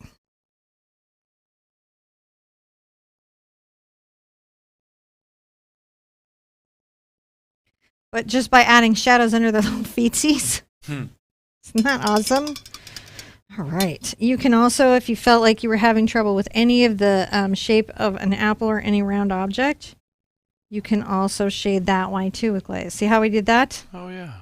It can be a really, so you can paint loosely and then come back with this glaze and get some really amazing value changes that just work really, really well. Knock anything back, you can knock anything back that you want. And then if you're like, no, I didn't want to knock it back, you can put it back this way. So you're never, ever stuck. Never, ever stuck. And you can glaze with any color. All right. The wood was sort of its own thing in the glazing and shading. So here's the number one thing you can do to improve your art as a new artist. Put shadows under your objects. Your objects break the path of light. Absolutely all the time. Solid objects break the path of light. So if the light source can't get to what's like some part of them, you have to show the shadow. If the light source is here, the shadow is going to go that way. If the light source is here, the shadow is going to go that way. If it's overhead, it's going to kind of be underneath. And if it's two directional, well, then have fun. Observe your photograph. But there needs to be, like the pumpkin is definitely an obstacle for light to make its journey through everything. Got to do that. Call it a step. I'm going to sip my coffee. All right. If we want to call it a step. If you feel like a step should be called, then we can call it a step. Step 9. Now we get to the fun part, which is the pug part, which is the whole reason. Oh, I got a drop on my painting. Look at that. The whole point of painting these was for the pugs, and we spent this whole time painting everything but the pugs, right?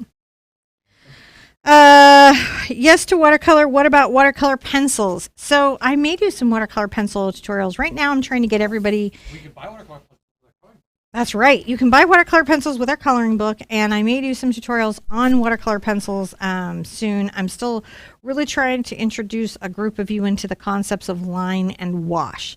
So we're going to be doing some line and wash for a minute. Our so book is available on Amazon. And is the on book our available website. on Amazon? Yep, we got Coloring some book is available on Amazon. Huh. Things I don't know about myself. All right, so we have these beautiful little pugs. And I'm going to sharpen a watercolor pencil because the watercolor pencil will vanish into the painting. And I'm going to come in and kind of think about, I'm going to kind of sketch in my pugs a little bit. Right? So his little eyes are more forward.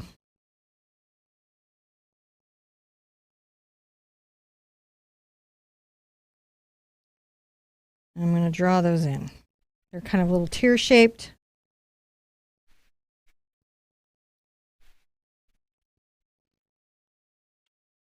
The nose is really close. Really close. Whoops, wrong one. To the eyes.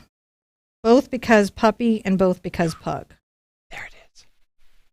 Pug noses are really interesting. They're kind of like these little diamond shields with very barely any... let me dry this. I think I'm dragging paint all over. I'm leaving it. I have it my mute too. So yeah, just make sure that sometimes if you're not getting your surface to take the chalk, it may be because it's a little wet. Or if you're dragging paint all over your canvas, as I was doing. This one kind of comes down as a little droopy before it comes up. We've got a little bridge here. All right. A little bit comes down there. The tear ducts. If you have pugs, you're very familiar with all these little shapies. Bring this down. And you're sort of seeing me draw it again, but now I'm drawing from a much more like, oh, what are we doing point of view. Right? This is much more like, what's happening in this space? You know? And I may have to switch to a light.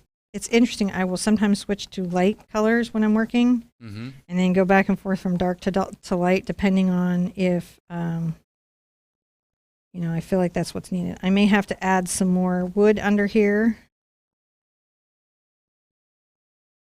A little paw out there. I like this line. It's a good line. It's a good line. But mostly I just need to know where this space is. The little line coming back. Very important for the head. Come over here and do a similar thing to him, just so I have a little sense of his space.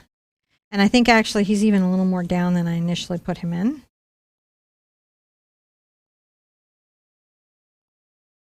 Not down in the dumps. He's a very happy little fellow, but it just, you know, in general, like...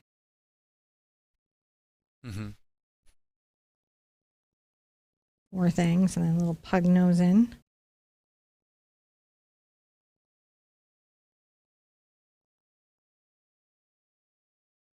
I love the little roundness of what's happening here, always. I need to make sure that my eyes, whatever they are on the same eye line. So whenever you see me do that line across, that's what I'm doing. I'm just checking my work. Gotta check your work. Even though they're pugs and they get kind of crazy little eyes, and I think his eye could even be further out. Now you know why I use watercolor pencil right there. Mm-hmm. That's why. Yeah, the eye could be further out because the beginning of the eye is almost, my goodness, the beginning of the eye is almost on this.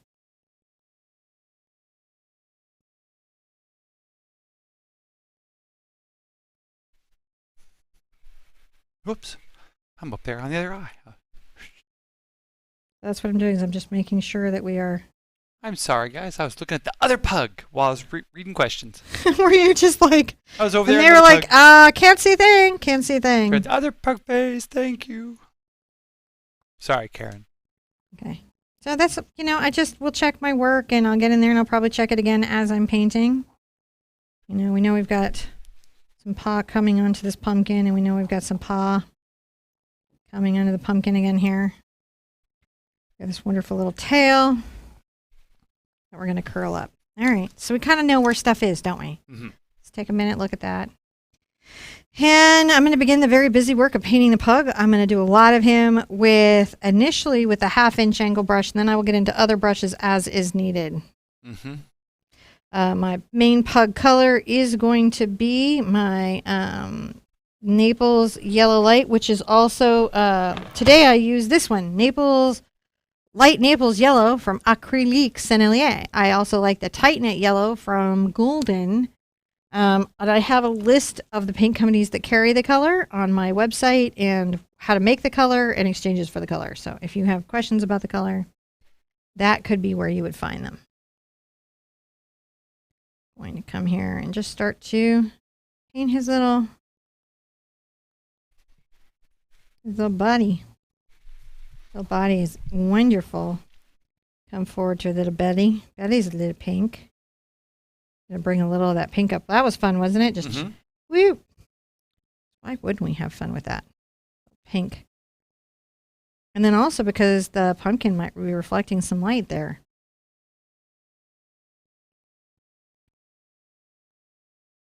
Because it does. It reflects some light. They can also get a lighter value of the fur by adding white.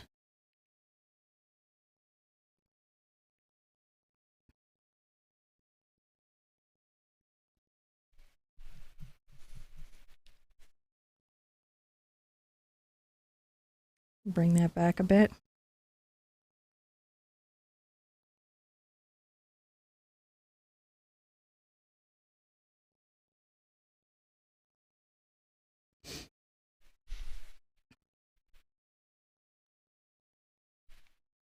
Little cute pug leg.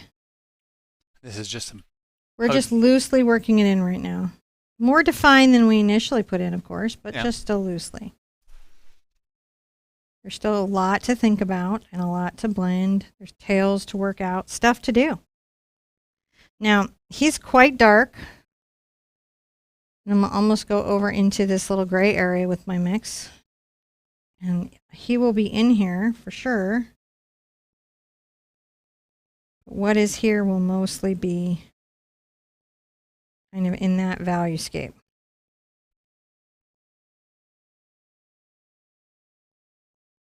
And I may come back with purple or some other color and paint some details out or paint some stuff in. I'm going to get into my round brush, which is my more controlled brush.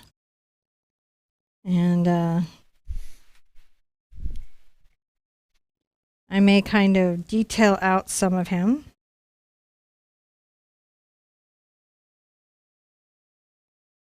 Important that the brush isn't too wet.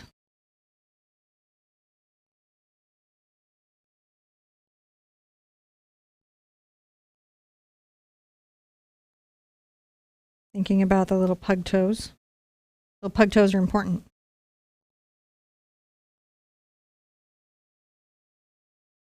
Okay, and this is actually going to be down further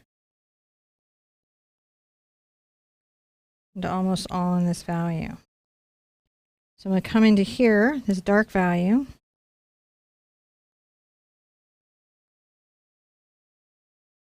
It's not that it is like going to be all this value, but I just want to have a deep shadow right here, and I'll blend that back.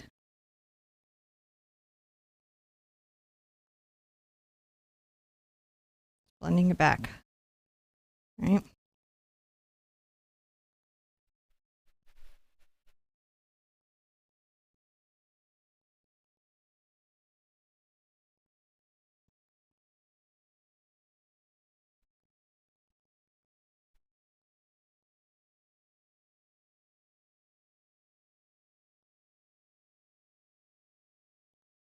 Just trying to get the little positioning of his little foots. Much like the pumpkins and the apples, it's not that we're going to have to paint them that tightly, but we do need to have some of their constructs kind of worked out. Right? If I want to kind of trim up his little bebel, come back with a little black.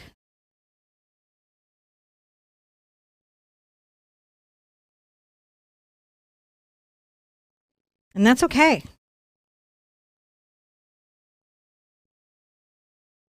All right, we're not gonna be so precious about something that we can't move it or change our minds or alter a thought. I'm gonna bring this down a bit more, just so that we have more forgiveness in where we put features. All right, because that's what we're trying to do. Get a little more forgiveness in where we put the features. All right, I'm gonna come here back into the sort of gray again. And we're going to kind of look in the forward-facing space. There's a little bit of a little paw space.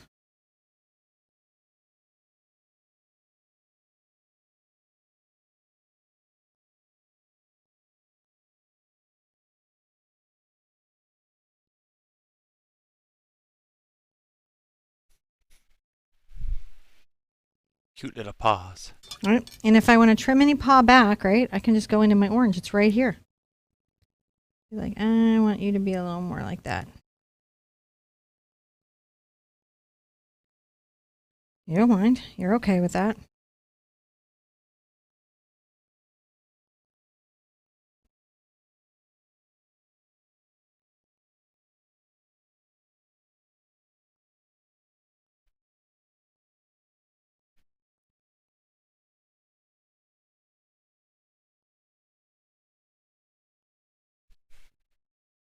Little pug feet. Little pug feet. And they have just kind of a shape to them, so we're just trying to capture the little shape to them. I can get into my little pug color. I'm just using my round brush, my number 4 round, and I'm choosing this one because it gives me some small sense of control.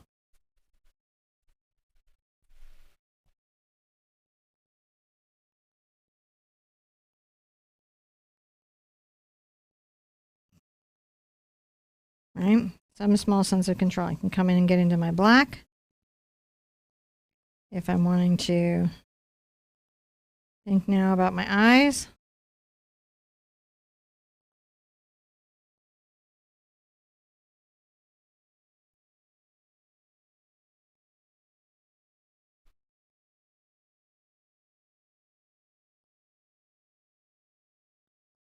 Weird sort of like pug super clay gaze that's going other directions than you'd expect.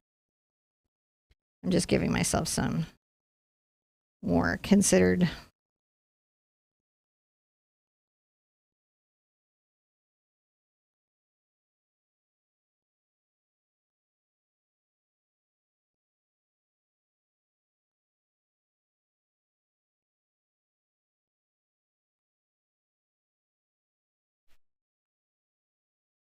That's maybe a little more black than I would like. And if I have a little more black than I would like, I'm going to go back with my little pug color that I've got going. Pumpkin spice. My pumpkin spice. So if you want to have a chance to name these paintings, I don't name my own paintings. And anyone who's painted with me for a while is really aware why and agrees that I shouldn't. But my patrons get to name my paintings, and if you want to name my paintings, that's one of the weird things patrons get to do, is suggest painting names, and then we pick the most popular one for the painting.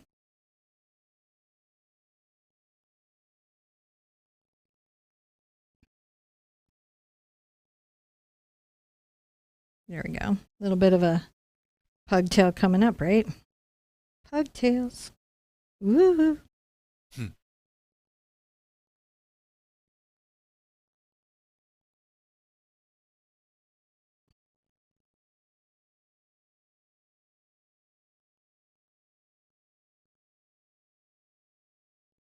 I'm just trying to pick lines and things that will show. There you go. Doing that little fold down triangular ear. You can see that shape there. It's super fun, guys. Mm-hmm. This one kind of comes forward. Has a little bit of the top to it. So there's some areas where I'm like, for sure, I'm going to want to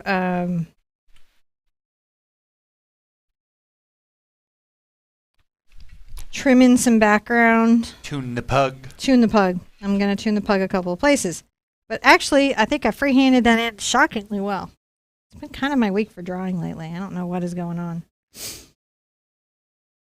This is involved work. It takes a minute, so the painting itself can go quite quickly.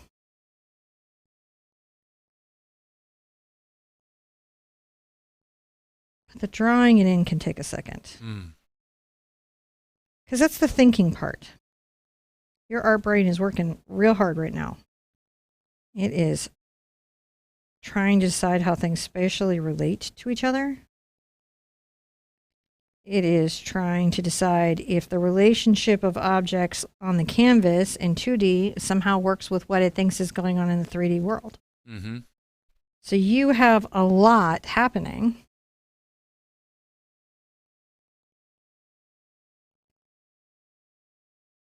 You know, when you're painting. Much more than you might perhaps think.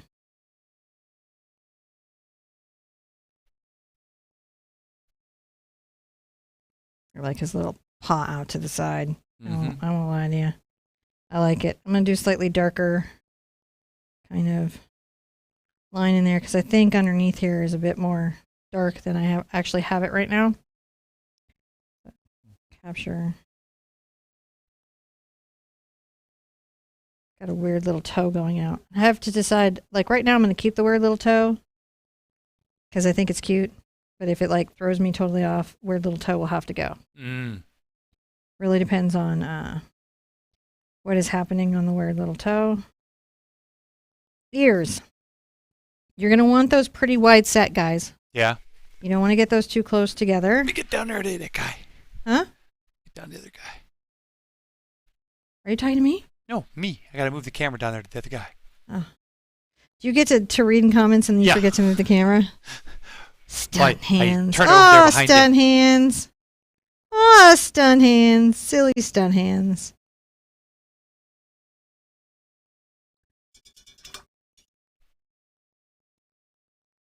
Sounds like, do you remember those old like sitcoms like Who's the Boss and Mr. Belvedere? Mm-hmm. It's like I'm being like that. Ah, stunt hands. You're completely enslaved and have no rights. Ah! Crimes are being committed. Oh my gosh. Did we not like watch a bunch of sitcoms and have the wrong responses?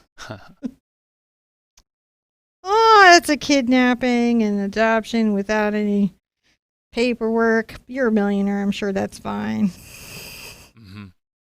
I mean, Punky Brewster, think about that. Yep. The one that keeps me up at night is Scrooge McDuck. Oh. Yeah. He has a tower of money. He does. He He does. swims in it.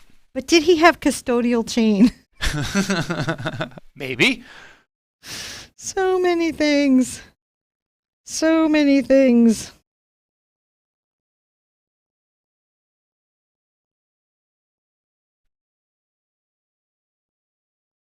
Puglicious.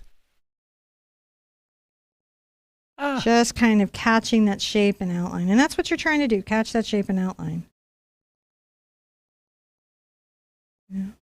Highlight the back of that little heel so we can sort of see it, but we don't need to see it like totally. And then I'll go ahead with some dark color here. So that under the pug, and I'll put the second paw back in a second with a lighter color, but I just want to make sure that under You see. is fairly well defined. Does that make sense, guys? Mm-hmm.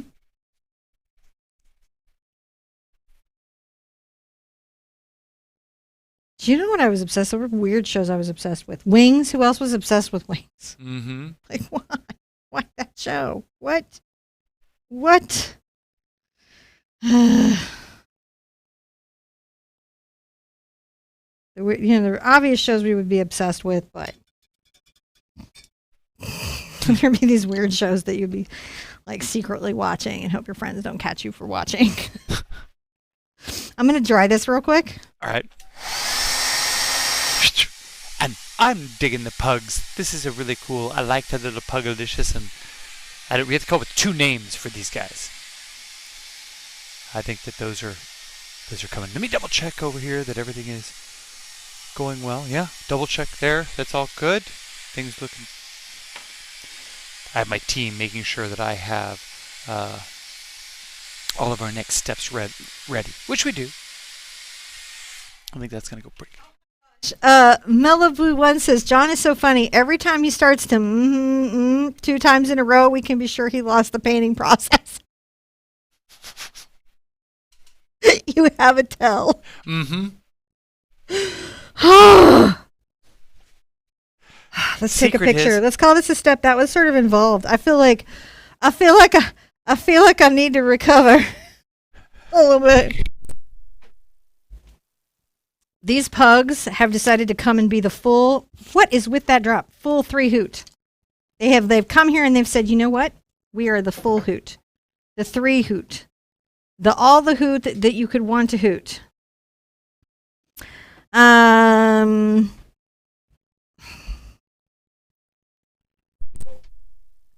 Patricia Dietrich. I have a painting of the ocean I haven't worked on in a year. Any advice on how I can finish it? So if you have your references or you have your work and you know where you were, what you were doing, like you haven't lost the creative thread of where you were, you can just pick a place in the painting and begin again.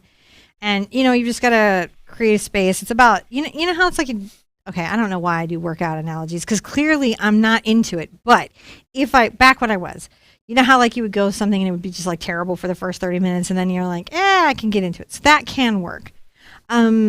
If you don't have any references or any idea what you were doing, you could try doing another ocean that's close to what you were doing and actually finishing it in a whole second space. Sometimes it's almost like a leapfrog that happens creatively that works for me. What do I like to paint the most? Do I have a preference, says Nilla?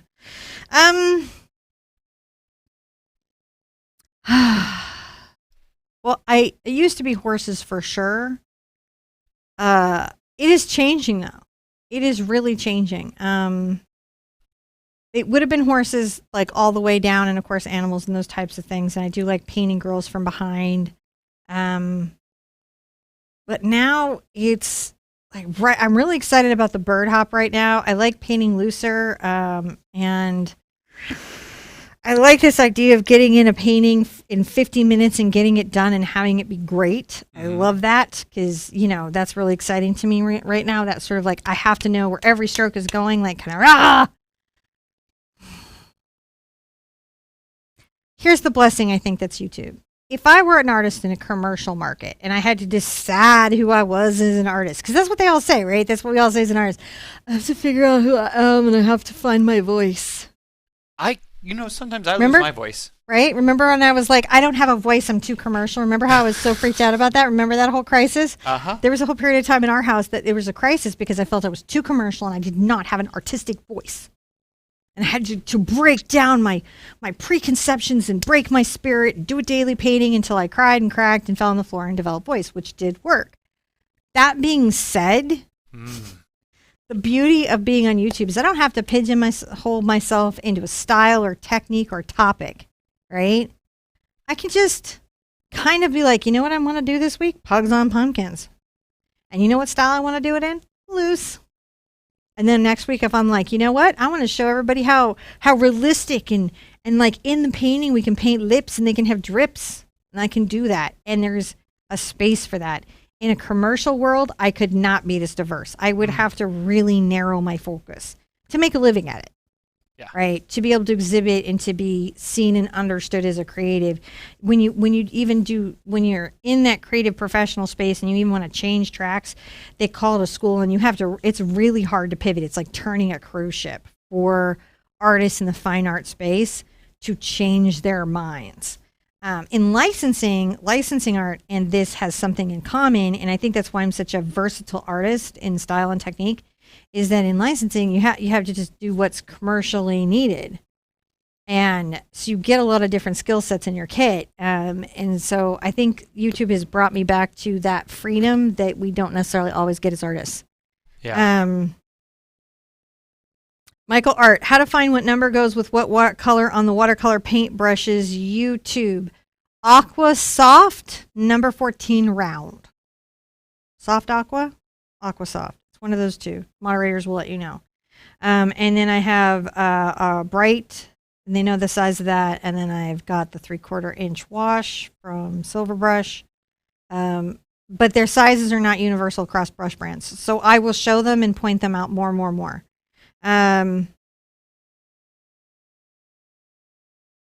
Okay, I brought some watercolor paint brushes. Oh, they're brushes with the paint in them. Oh, so Michael has brushes with the paint in them. Oh. On that, if you're painting with me and you've got brushes with the paint in them, I know what you're talking about. That's like the mermaid markers from Jane Davenport do that.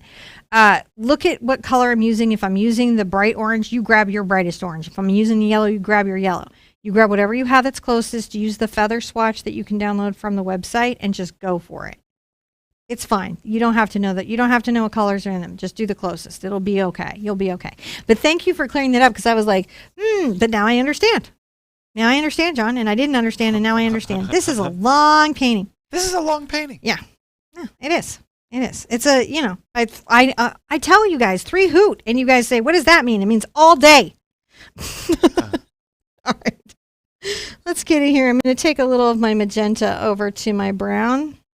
This kind of gray color over here. It even had the blue and purple in it. And I'm going to get some white into it. This is like my inner eye color. It's really weird, but this is how I always get it. And I love it that it's here. Because the inside eye of a dog's, the whites of its eye are not white. Right? They're not. Mm-hmm. They're kind of like a purpley brown. So getting that right really helps me find the rest of it.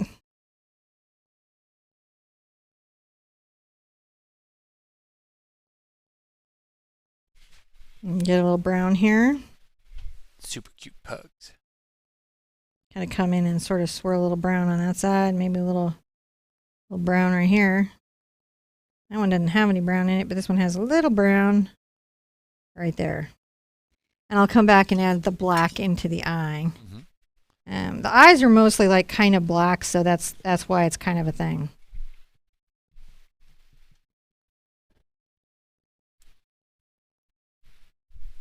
I'm just adding a little bit of a slightly lighter value of that deep eye color, because I can, and why wouldn't I? Back into my 1/2 inch angle. Let's see how this will go for a while.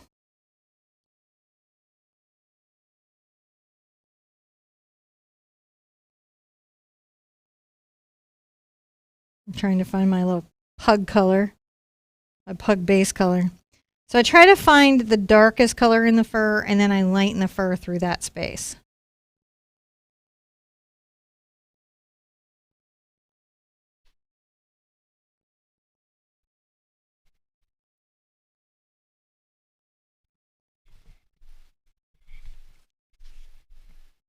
I'm just adding some like little shadows, like there's a little shadow here at the foot.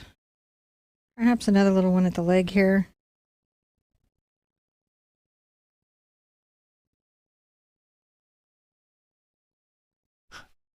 They got a lot of pug jokes going on. Do we? Let's add a little shadow like right here. And then you can always get into this and kind of lighten it up. They're like a dun color, which is really wonderful.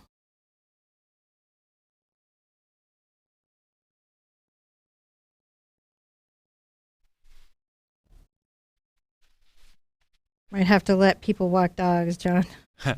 Pug layers. I think we do. It's a long class. People need to be able to walk dogs. Oh, so far, so good.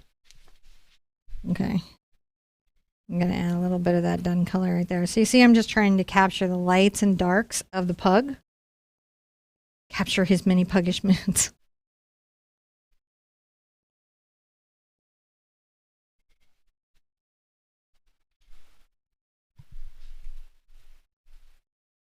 And so I can't get a darker value, and then I get a lighter value, and I'm going to get a darker value and a lighter value. And I want to lighten the belly and darken the stuff, and I want to get the general sort of color of him.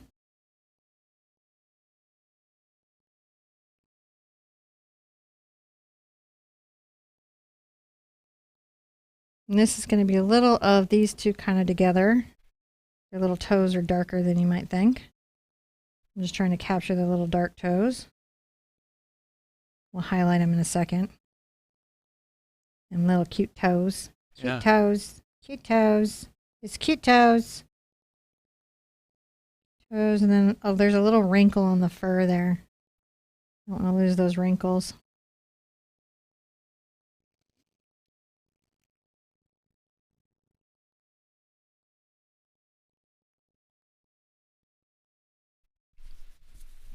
I'm going to get that back leg. Yeah. Kind of in there.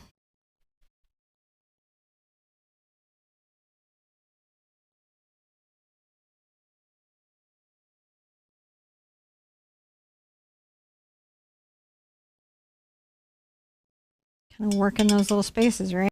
Yeah.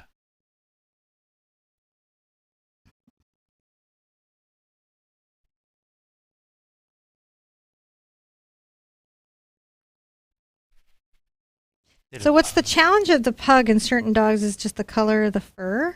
Getting the layers in there. Yeah, and getting the values at first, and then, then you can come in and kind of go, what is the, there we go, a little more yellow. What is the value?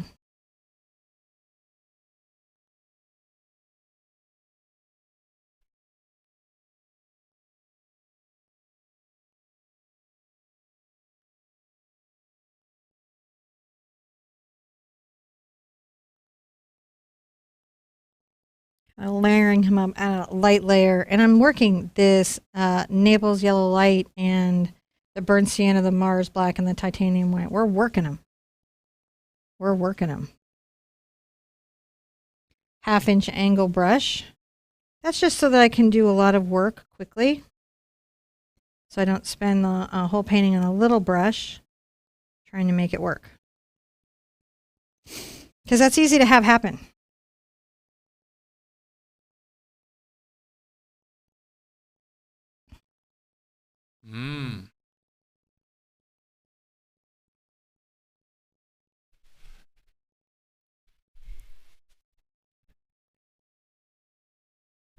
There's so many good dog jokes. Are there so many good? Do you want to tell a good dog joke? The one I saw earlier, there was, what do you call when you cross a husky and a pug? A pugski? A hug. Oh, is that what they're called? Like in the breeds? I don't know. And they make those think like that's- fancy mutt dogs. It's one of those mud dogs. You're like, I'm not sure how that happened. Chihuahua and You a remember Great when Dane. Benji was like kind of a stray? Now Benji would be like a designer dog. Nobody could afford Benji. They'd be trying to steal Benji for real. A little bit of a more brown in there. So I'm just trying to capture the wrinkles and the depth of the toes.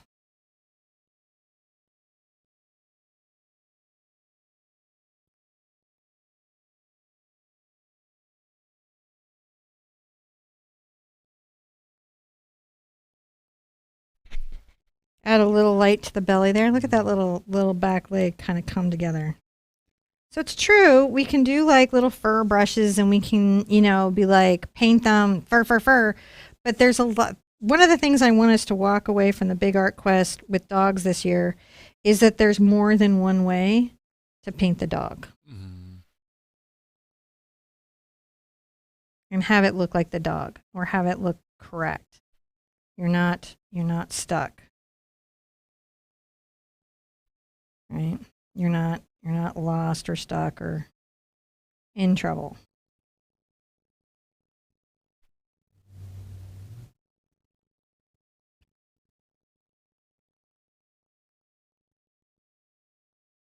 Just making sure the little curl on the tail is correct.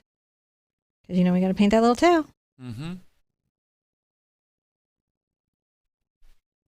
And I might kind of push this little brush there kind of up so that the little furs kind of come up so they have a little bit of a fur feel to it. See how I did that?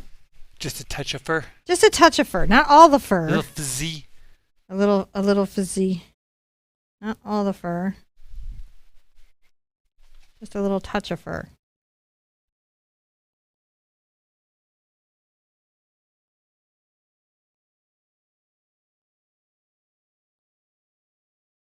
A little white highlight on the belly. Gotta get a little round belly, don't we? Mm-hmm.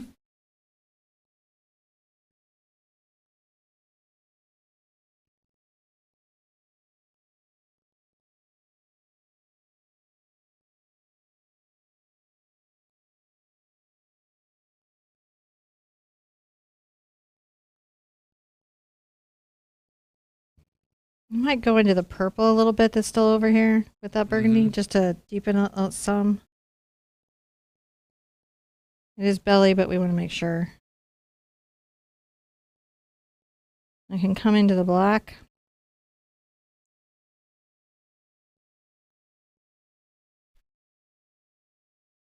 Oh, thank you, Deborah. Thank to you, all Deborah. the supporters out there.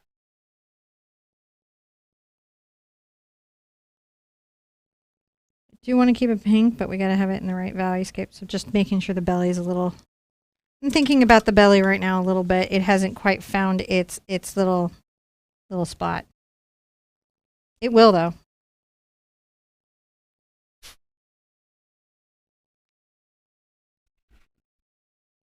Little light coming through the leg, not the belly.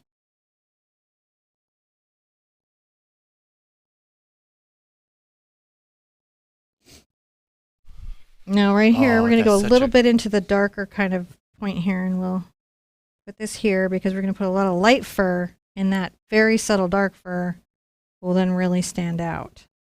And the other place I'm going to have a little dark fur is right here. I'm back into this. Remember, we've got the brown and the yellow, and then sometimes, I'm just pulling this down here so we have it closer. Some black, right? So that we're getting the deep.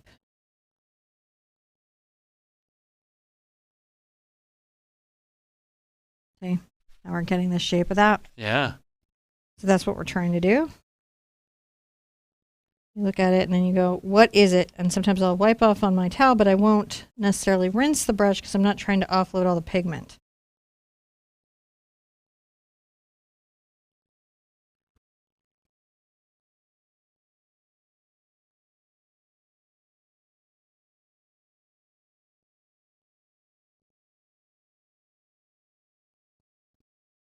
The front of his leg will be lighter than the back of his leg, and so I'm just trying to get there. And sometimes you'll see me kind of jump down, down like here, and maybe make sure that I've got some highlights. Gotta get the squatty legs. Yeah, I want to make sure that the squatty leg is super squatty, which it's getting to be very squatty, isn't he? Paint a dog, paint a cat, paint a tree, paint anything. This was a big painting to take on. I know. Yeah. It was a big one. I thought about it a lot, but I was like, we can do it. You can. We can. I'm going to get my brown and black. And so I'm using ultramarine, a little black, and a little burnt sienna to get some like little gray areas going. I don't want my brush to be too wet. But we want to make sure like there's this really interesting little toe that's happening here.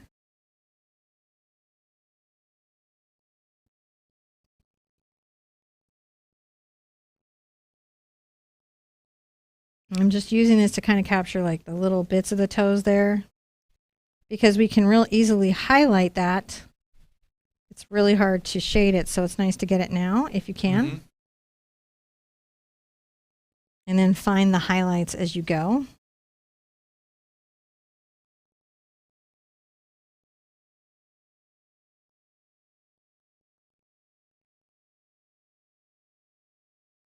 Too white, so I'll mix that down.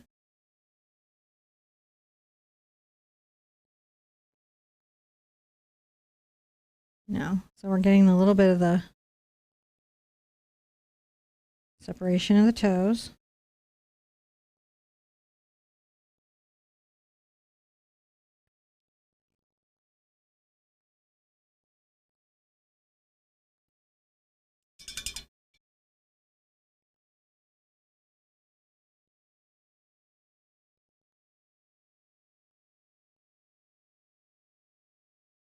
Whatever you need to kind of shore up on the foot.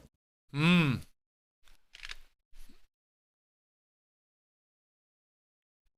He's looking so fuzzy. He's looking so fuzzy, and we're going to pull little highlights in on the paws.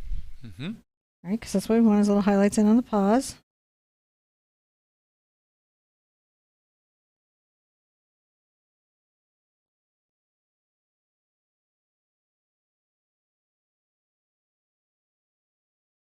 If I have to put a shadow back, I can easily do that and then come in and add the highlights. I'm not stressed on it at all. Let's get a very light color.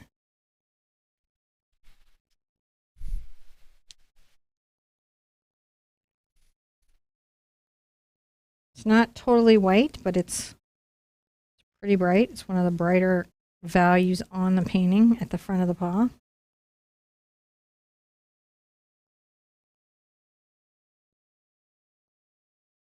Coming a little bit across.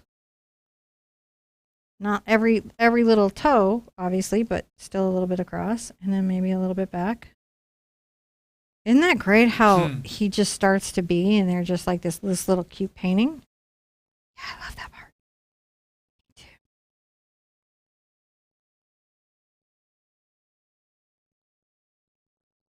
And a little highlight right there.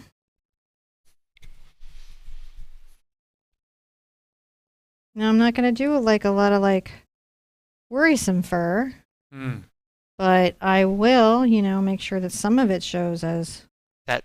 I like how the fur comes together with the lighting on it. Yeah. And this is something, you can do with long-haired dogs or short-haired dogs. And it's a good practice for you as an artist to work out your value, how light or dark a color is, because that's where it all comes together. More than getting the exact color, the value is important.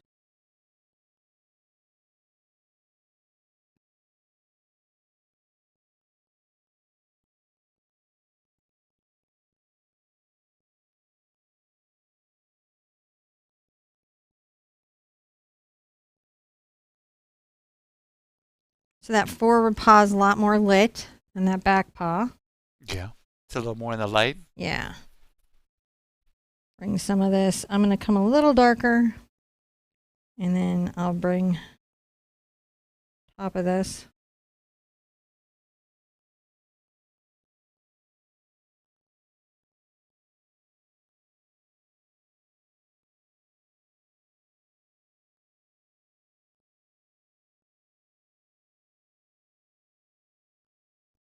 Now maybe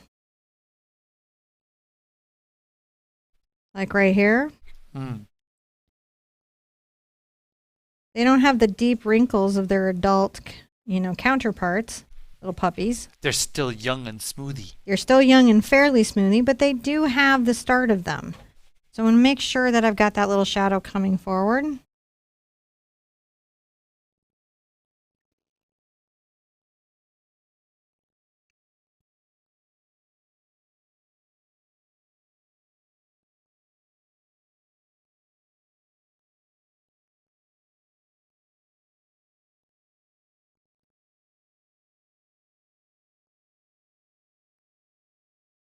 And come back with a little bit of just a little extra exaggeration Under the ear, I'm going to say it's very much the gray, deep shadow. I'm going to come here and also do quite dark. Ultramarine blue, Mars black coming in. You know, I can just use the point of my 1/2 inch angle to get control of it. You can use a round, a bright. So when I'm using a brush and you're looking at that, if you go to use it and you're having a tremendous amount of difficulty with that brush, switch to a brush that you're comfortable with. There isn't, I'm not trying to teach you in these lessons that you have to use the brush that's in my hand the way I'm using it. I'm trying to teach you the fundamental constructs of how a painting is built. And I'll share with you the tools I'm using because it's good to know the tools that you can use. Right? It is good to know the tools that you can use.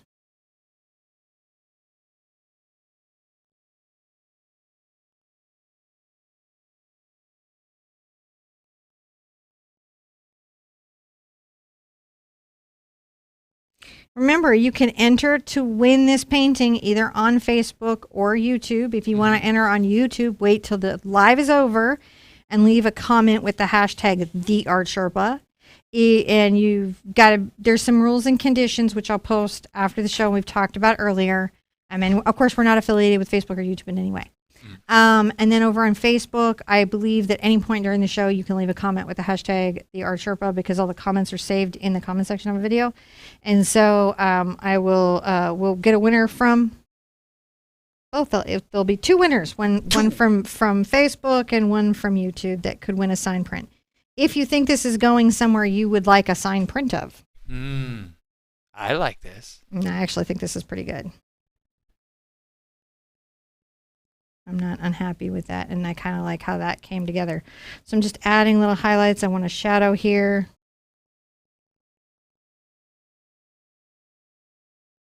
Every once in a while, if you're using the same brush a lot, a couple things to think about. You will need to replace it more often than you'd like, especially with acrylic because acrylic wears out brushes. And then the other thing is that you do need to rinse it out fairly regularly, just because the paint will dry on the brush. You're going to give away a print of the painting, not the painting, right? Yeah, I'm giving away a signed print of this painting. Whatever it becomes, we're gonna capture it and we're gonna make our fine art print from it, and we're gonna stamp it, and I'm gonna sign it, and 2 of you are gonna get one from this painting. I don't know if that's cool. It felt cool to me. Adding a little more of the brown and yellow that was the basis of this.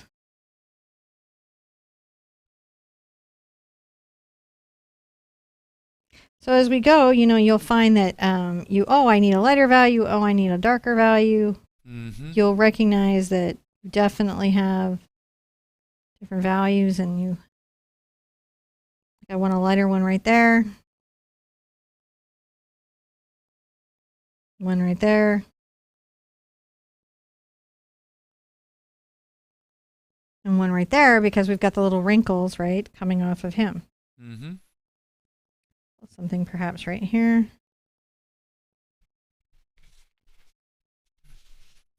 Everyone's putting up their rules there for us for the giveaways. Oh, thank you. I appreciate it.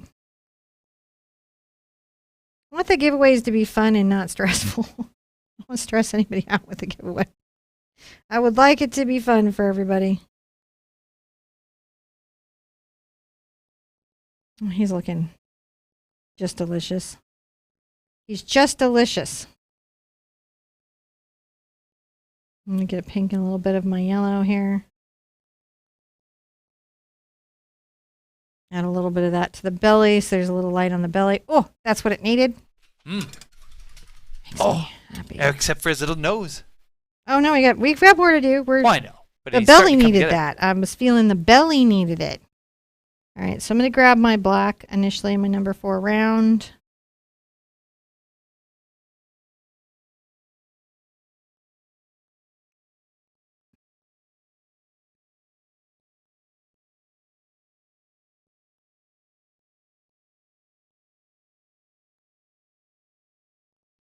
Kind of slide in a little bit of the eye. It's mostly black on that back eye. I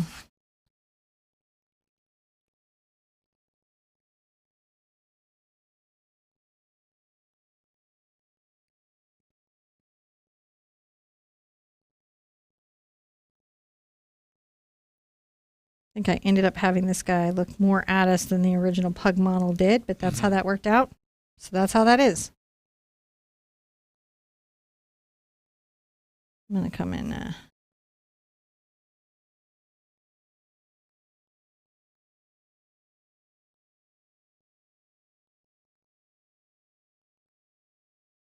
Come here and make sure I've got a little bit of a darkness over the eye. Mm-hmm. He's got some darkness to him now. He's a very lighthearted little pug. Oh, that's so funny.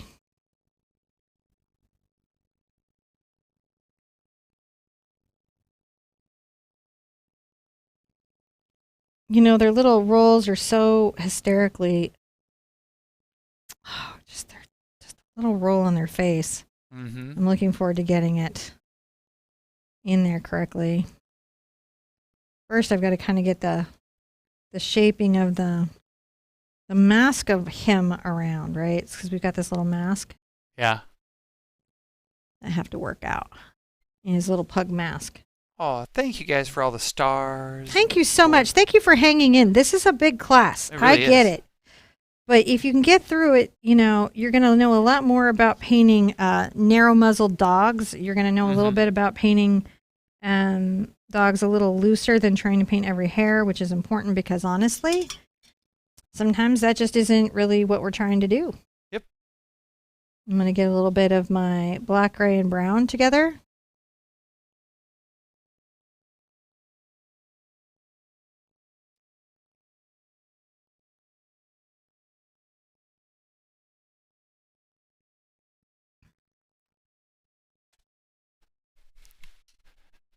Oh, he's got that.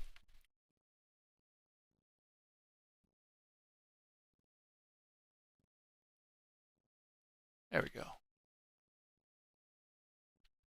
Kind of starting to think about the little folds of his face. Yeah. I'm going to get into my very dark color.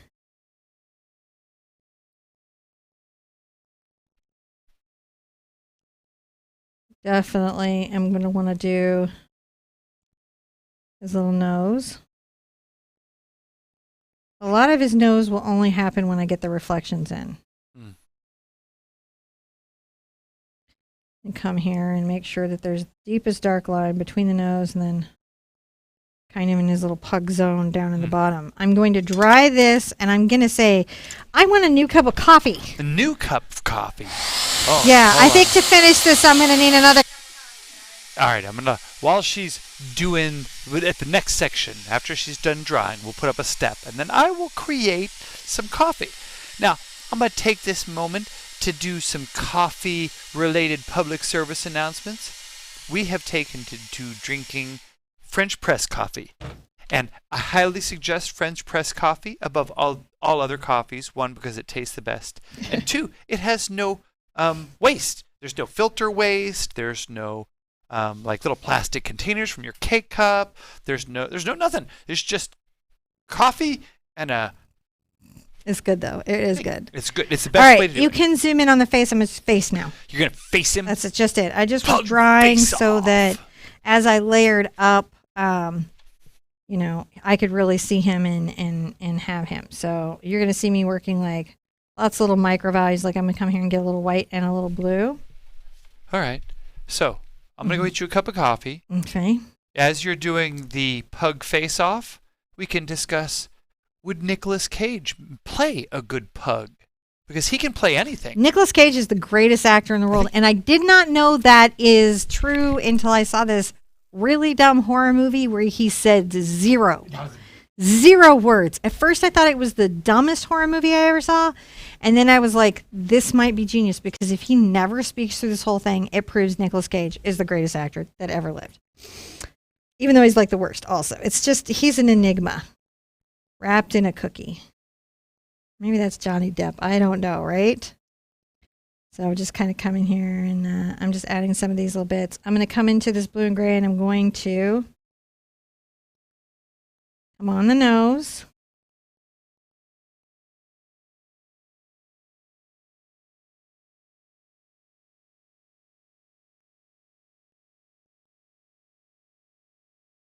A little darker for the one on the nose. And I may have to switch to a smaller brush for this just to make it really work. And I don't like to be tight normally, but sometimes for this I will. We'll see how I go. Kind of got it in there. Their nose is just a trip, right? It's like got the two little slits in because it's all smudged. And like, you're like, what?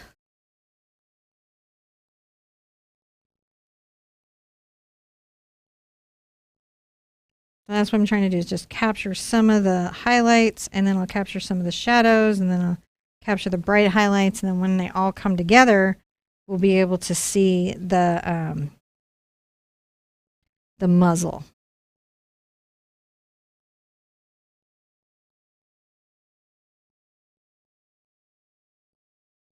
And so that's what I'm trying to do is just make sure that I got the highlights where I'm seeing them. And you know, you've got the gridded reference, so you can use that too. Kind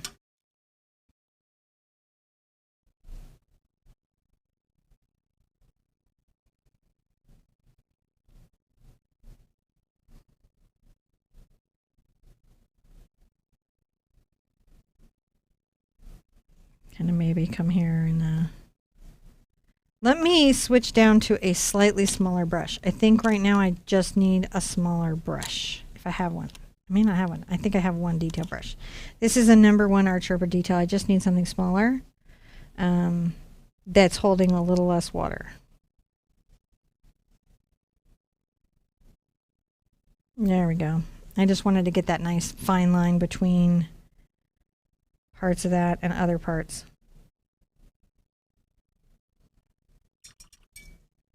Sometimes it's hard, right? I'm going to keep that there for when I need it. A little more blue, brown. I don't mind that there's black in it. Let's get a little more white over here too. We have some value space.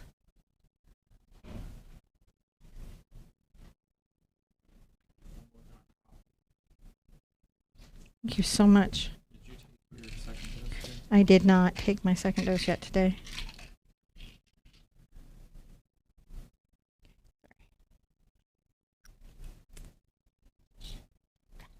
We get your medication. Adulting. No matter how much Gen X didn't want to do it. We got forced doing it from childhood to now, always adulting. It's true. Just creating the highlights on his little puggy face. Little puggy face. I'm going to come here and kind of wipe this out. Get a little lighter and maybe some blue in it and just a little lighter. And right along the inside of his little lip, I just want a lighter value. It's not white, it just needs to be lighter. And this one is a finer version of it. It's just a little bit light so that you can see it.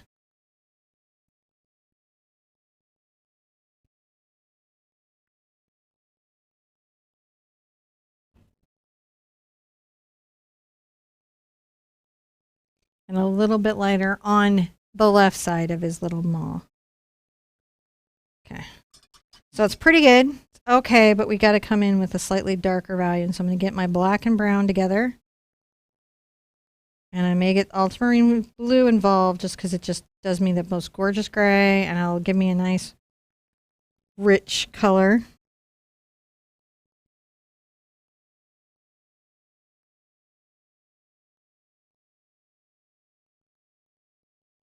If I have to come back, I will. If I have to come back with more highlights, I will.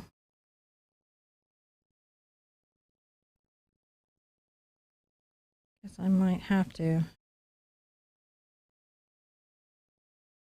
Get a little black brown right here.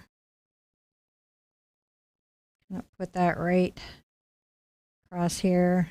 Gonna add a highlight to separate those up.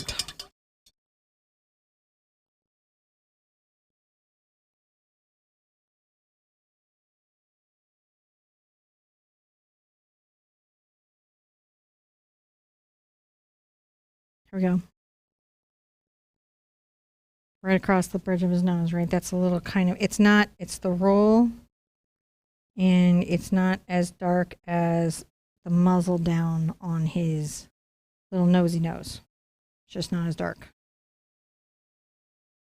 Grab a little of this. And kind of bringing that out there.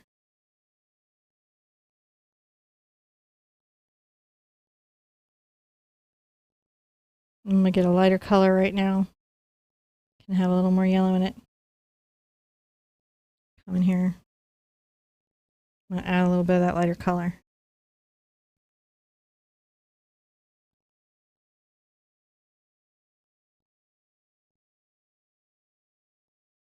A little bit right there on the top of that.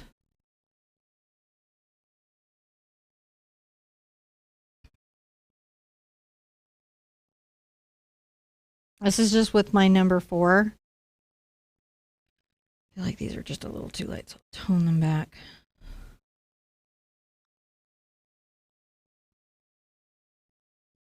Back into that black and brown mix, and I'm going to come here and kind of highlight the little brow space.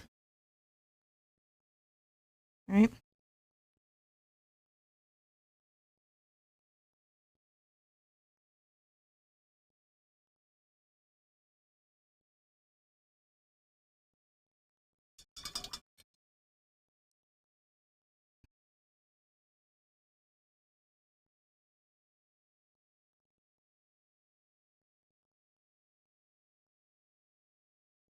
Want to definitely get a highlighter coming. I'm adding some white into this mix over here. There is a highlight under this nose. It's still in the dark of the muzzle, but it is there.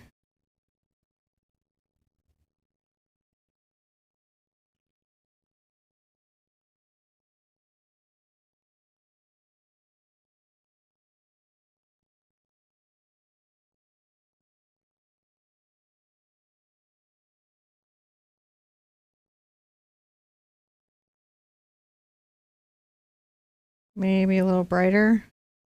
There we go. And this one has a little bit of a little bit better on his little wrinkles. Now we can kind of see those little wrinkles.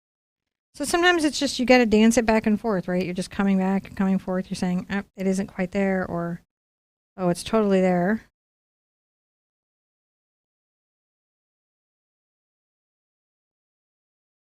Come into this right here. This is, if you're wondering, like, what's happening here, we've got some purple here. We've got some ultramarine. You know, you can see that, you know, purple's to the side. I've got black. I've got white. And I'm creating little values. What's more important than each individual mix of all these little colors is that I'm capturing the right value as I go.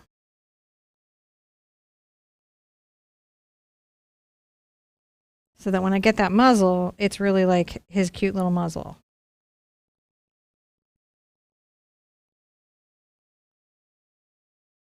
Adding a little highlight on the inside of his nose, kind of makes his little nose pop. I can always get to my detail brush if it gets to be a thing. All right. All right.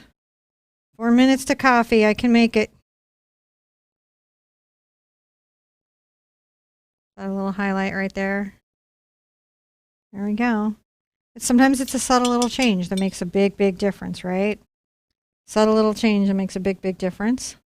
Bring my brown over here towards my cad yellow, cad red.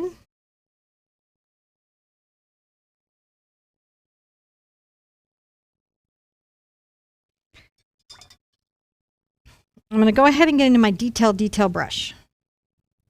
My detail brush is a very important brush.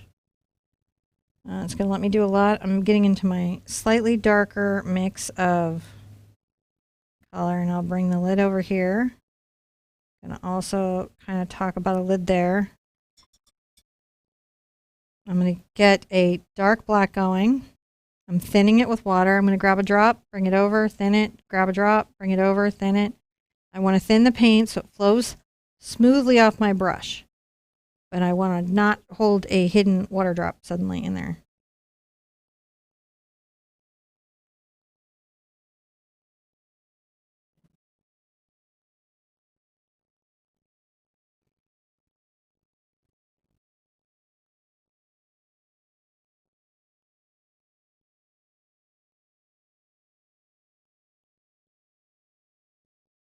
A little bit of dark color there.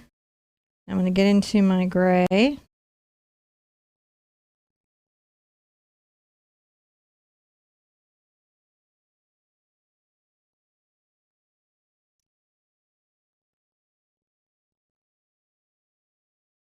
little light.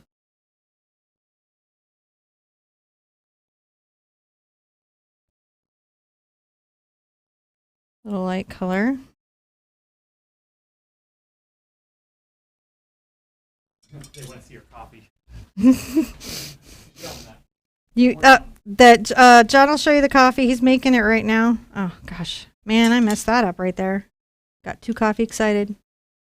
I'm gonna come in with my 4. And I'm gonna pull it all off. Okay. So if it gets away from you, if you get it where you don't like it, you pull it all off.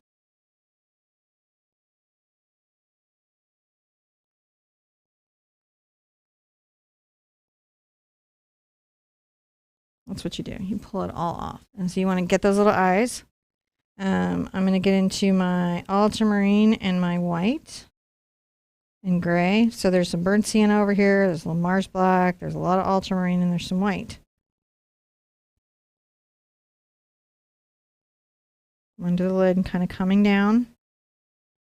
Might even bring a little kiss of that there.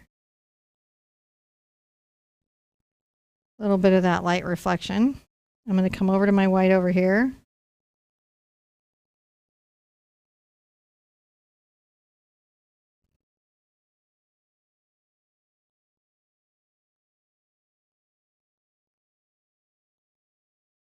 Little pops of very light color.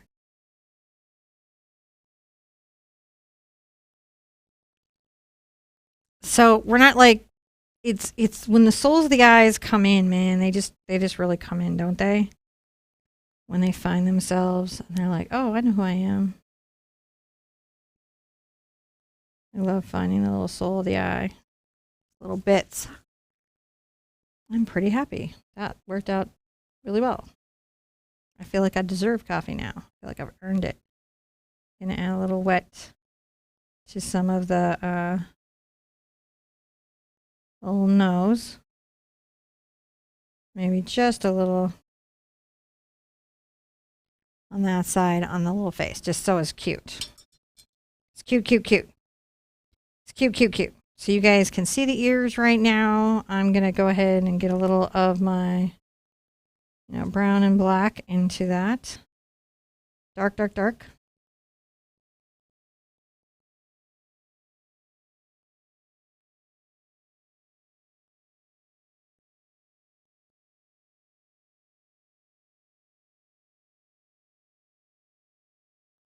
And then come here and make sure that I come down the little ear a little bit. The inside. I'm also... This is the coffee you wanted to see. Coffee has been gotten. Okay. Did you use my soy creamer? Good.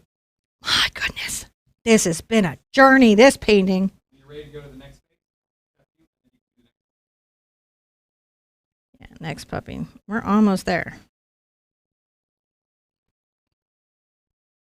Now, if you can, yeah, I can see. I'm just trying to see what we can see here. I'm going to, it's a little too dark.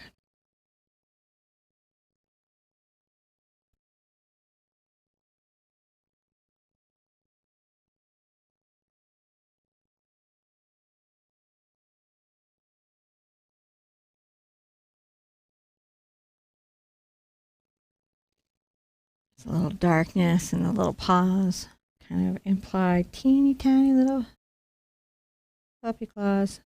And what did we talk about we could do to make things better? So we've got our glazing medium here, and I'll do my gray with the burnt sienna, the ultramarine blue, and a little black. And I'm going to make kind of a gray color.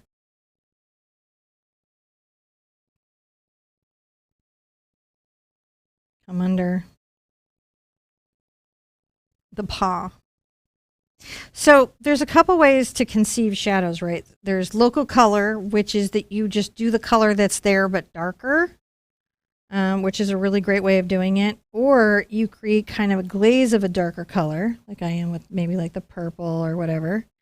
And then you glaze the deeper value, but the local color from the object that you're creating the shadow for is there.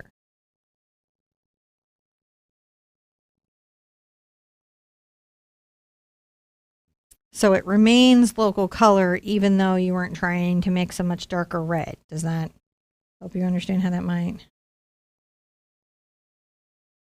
There we go, add a little bit of that to the pumpkin. And that shadow helps create that anchor. And then right under the paws, I'm going to make sure I've got a little bit of deep shadow so that they really are there on the pumpkin.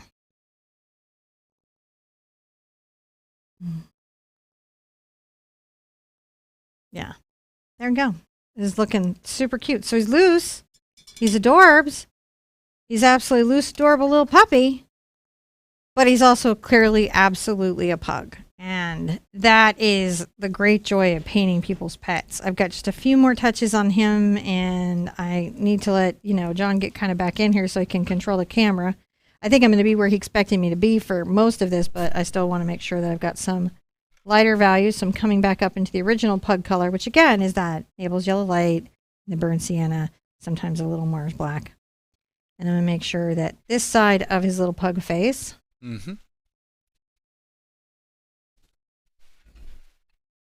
is lighter.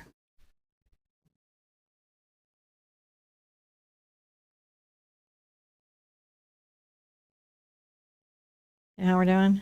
Yeah. Got a lighter, he's lighter on that side. Still a lighter color here on this side of the ridge, but not quite as bright.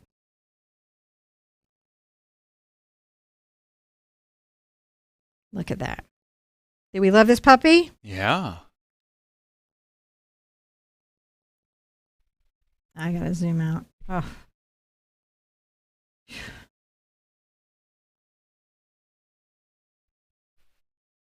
Just adding some layers, making his fur, a little more furry. Mm-hmm. Look at that. Oh my gosh. I am loving him.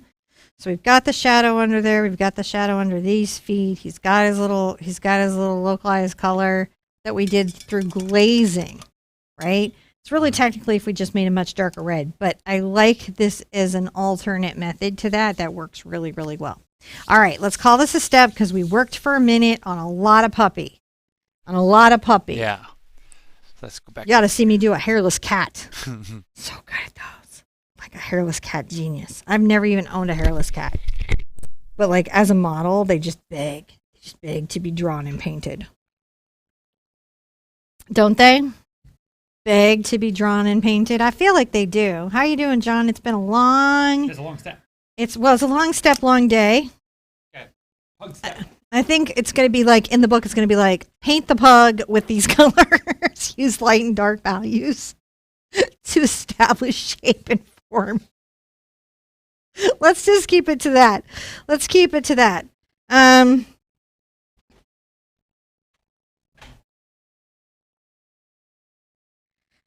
Does Cinnamon have any tutorials for blue, gray-haired doggies or kitties? My Frenchie is blue, and I can't figure out how to get the right tones for her fur. Yeah, in the original Big Art Quest, when I did How to Paint Your Pet, I did an Australian Shepherd that had that color, and we will get into some more of that blue-gray. We did a lavender collie, border collie in this year's Big Art Quest so far, and we will get into more of that fur. I can tell you right now, it's going to be in the burnt sienna, ultramarine blue, black and white space that we get there, sometimes with a little bit of purple. Is titanium stronger than zinc? By so much. I thought to notice since my previous tube was less problematic and titanium white, but the store was out and I bought zinc instead. So zinc, Corey, is fantastic. It is a transparent, luminous white. It is used in landscape painting all the time. It does fog, it does clouds, it does everything. It blends. It's amazing for skin tone. It's fantastic. It is not titanium white and it doesn't cover. So they're very different pigments. And titanium white's very opaque and overpowering. But you'll notice that when you take a zinc white and you mix it into a cad red, it doesn't take you into that weird coral. It just lightens your red. So you can actually lighten colors sometimes with a zinc white that you can't lighten with a titanium white without having them take a detour on you. So keep it around, and then when you can get some titanium white, pull that in. All right. So we answered both Corey's questions about the white. Thank you, Kathy, for the stars. That makes a lot. Paula Olson, I've learned so much from Cinnamon. I loved art in school, which was quite a few years ago, and found her 5 years ago, and I've watched and loved her since. Thank you for the stars, and thank you for watching me for 5 years. I appreciate it. John, she started, okay. They're talking about John's steps. Melissa Click, you're amazing, and I love what you do. To be able to do what you love, it's the best thing ever. You keep being you and being yourself, and we need your talent in this world. Melissa, I am blessed to be able to do what I love, and I really appreciate it, and I appreciate that because of you guys I get to do that, so I'm really happy to bring big lessons and make it work. Yeah. And Deborah Evans, thank you so much for the super chat. And Malibu One says, I would love to paint my dog, but I cannot figure out how to paint her pretty streaky fur. Will there be a tutorial of this kind of pattern as well? So check the Big Art Quest dogs to see if we have done her fur yet or have a fur tutorial for her. If not, in the Big Art Quest, you can post pictures of your dogs and ask questions about them painting, and it may inform a future tutorial. So, that is just that's just a thing. Are we ready to paint this one? Guess what? Same as that. Not even kidding. At least pug. There's less pug. There's less pug. He's a smaller pug. Is a smaller pug, and aren't we grateful for that? Because that was, but we've also, he may go faster because we worked out a lot of our difficulties on the first big one. Okay, this is every bit the painting I hoped it was. I hope you guys are entering for that print, whether you're on Facebook or YouTube. Facebook, just right now you can add a comment and put in hashtag the Art Sherpa, and YouTube after the live is over, because live comments can't, the random comment picker can't see them. Yep. So you want to wait to the end, and you got to be 18, and you got to live where there can be mail, and you can't live more than $35 worth of postage away. Does that seem fair? Mm-hmm. Okay. So there we go. Fair. I don't know if fair is the right construct for it. If that seems like a very specific construct. Oh my goodness, I keep doing this thing. All right, so we've got a little bit of brown. Let's grab some of our brown, and I'm going to come back to where I had put in some brown. Number 4 round again on my eye. Just kind of thinking about, but this time I might kind of maybe think about a little brown on that 4 corner. I'm going to wipe out. I'm going to take a little of the burnt sienna and Doc's purple and a little of magenta, and that's how I'm going to get that weird inner eye color. Such a weird inner eye color, but it works. And I'm going to bring some white over to this. Just come in here and be like, oh, same weird one. A little highlight. It's a strange thing, but it matters, man. Mm-hmm. Rinse out. I'm going to get a little black.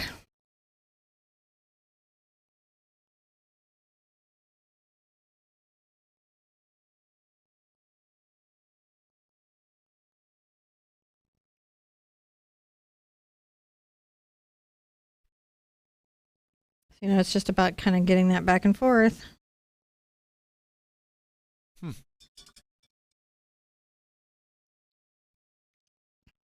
Let's start painting values.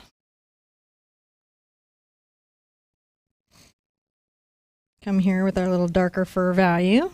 We don't want our brush to be too light. And remember, it is a little of our burnt sienna. We can have some black in it. That's okay. And a little of our Naples yellow. All right, that's our darker kind of grayed out color. Put some of that at the top of the ear. Come here. I'm going to come under the chin on this one. Yeah. And even as I go down, I might even have another layer of slightly darker fur that comes under the belly. A little bit of shadow there. A little bit of shadow there. A deep dark. Let's get, this is still my fur color, but I'm adding a lot of black to it.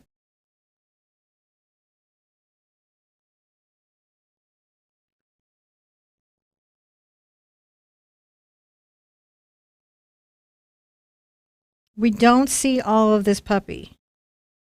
Puppy's in a deep shadow, but we should see some of its body implied a little bit. Yeah. And so you do want to try to do that. I'm going to grab some of my still very dark, but kind of lighter color here so you can say, oh, there's puppy.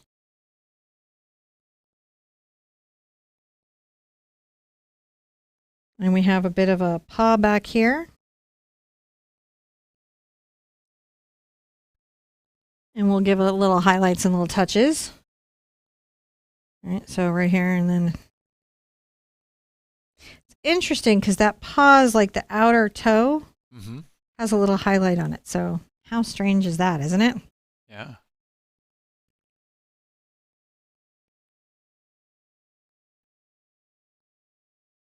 I like this dark toe method to get the pug's feet. Yeah. It makes me super happy. The little booties. The little feetsies, little toes, because they have such little. Now I want a pug, John. That's what this has done. You regret this because I want a pug again. Now I'm so in love with everything that's happening here. Now I want a pug again. You shouldn't have done it. You should have been like, we can't paint a pug because you can't have one. I love Twix, but now I want a pug. Also, we can't do another dog. Don't worry.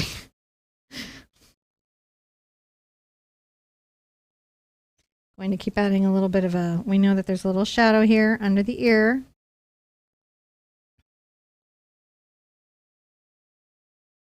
We definitely want to make sure that that's represented. You can always grab a little bit of the yellow and a little more white. Start to paint up these little values. Always push that little brush so that there's a bit of fur feeling. Not much because their fur is very short and tidy. Very short and tidy.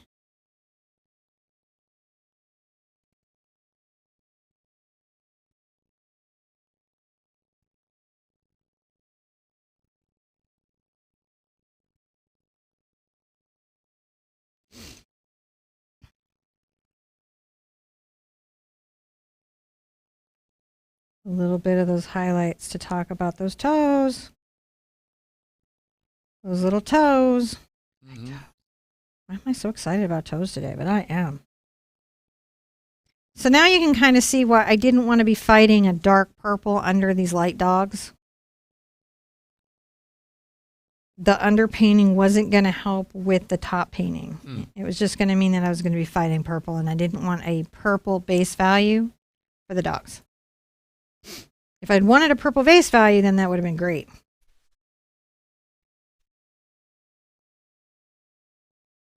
But I did not want a purple base value, so it was not great.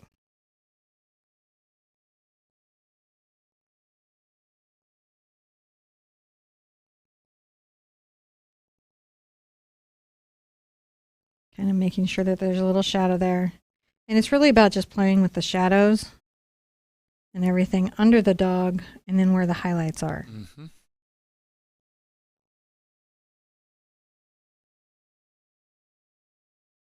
Oh, that's too much. Yeah. That was too much. That was not intentional.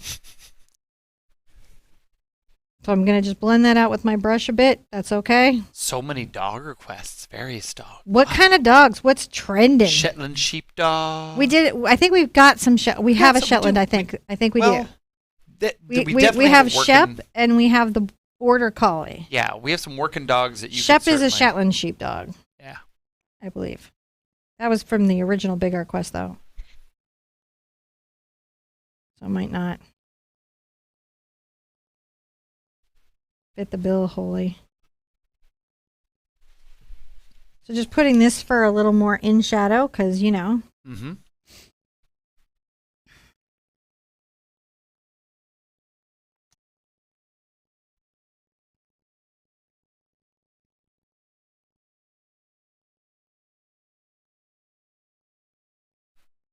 So I'm kind of saying, oh, there is a dog back there. We just don't see all the dog is a great way of going. So we've got a great base color for the fur.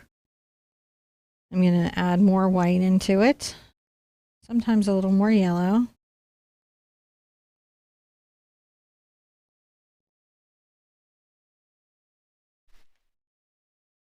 I'm going to put a little highlight right here on the leg. And comes the outside.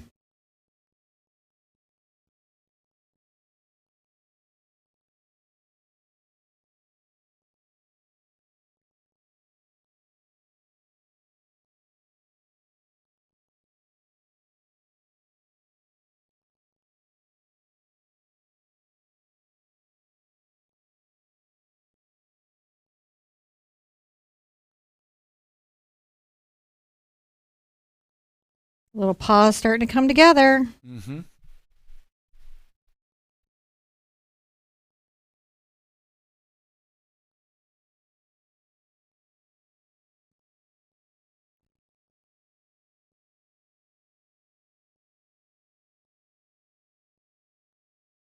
A little highlighter. So to get the little shapes, you know, you've just got to capture those little values. Like, is it light? Is it dark? Mm-hmm. How much lighter or darker is it than everything else around it?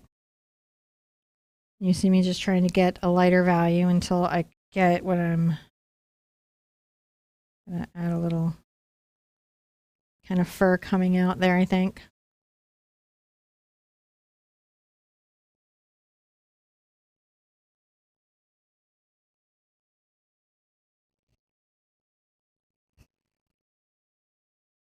So I do want a shadow color of this. It's just I don't want it to be so intense as what's there. And that's why I'm taking the time to sort of lighten that up. Oops. Drop my phone. Darker under the chin. I know that's going to be darker under the chin, and so I've got to lean into that now.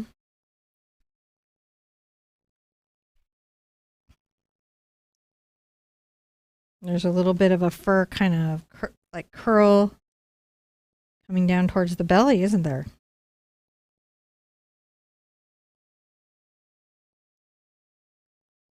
And then on this outside edge, it's quite light. Mm-hmm. And I may kind of turn this a little bit so I can kind of get a better angle on the hair.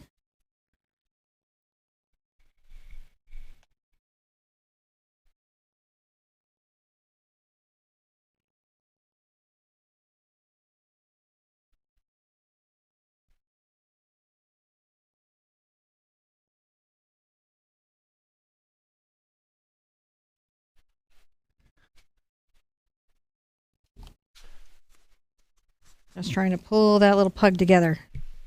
Pull your pug together. Mm-hmm.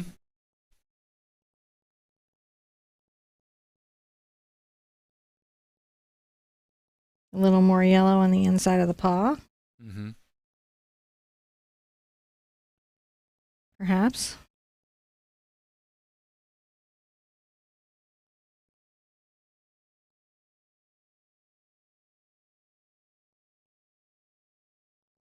A little more to the belly. Now, we don't have a Maltese. We have a Maltese coming up in lavender. Is the next dog, I believe. But we don't have that as a dog. We have a Cavapoo. Yeah. Which in the 80s would have been a mite, but now is a designer dog.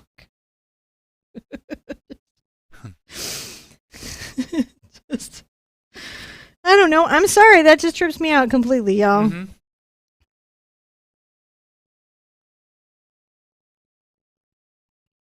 All right, I'm going to get up into his little face.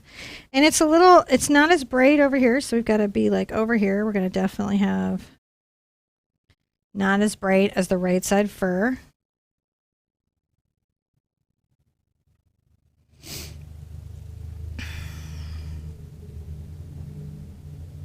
Mm. Now I've got to get into the black for a second because under the ear, he's got a little shadow. You guys see this little shadow under the ear? Yeah. And there's a little bit of a divot right here.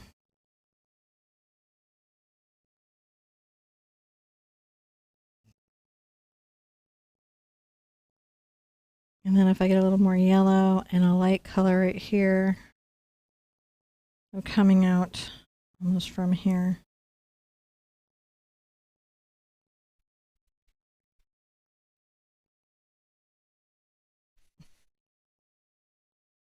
Little lighter.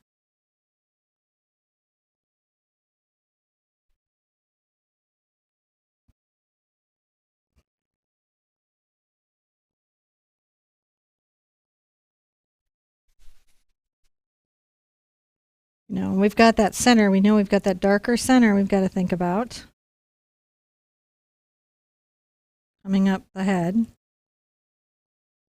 Mm.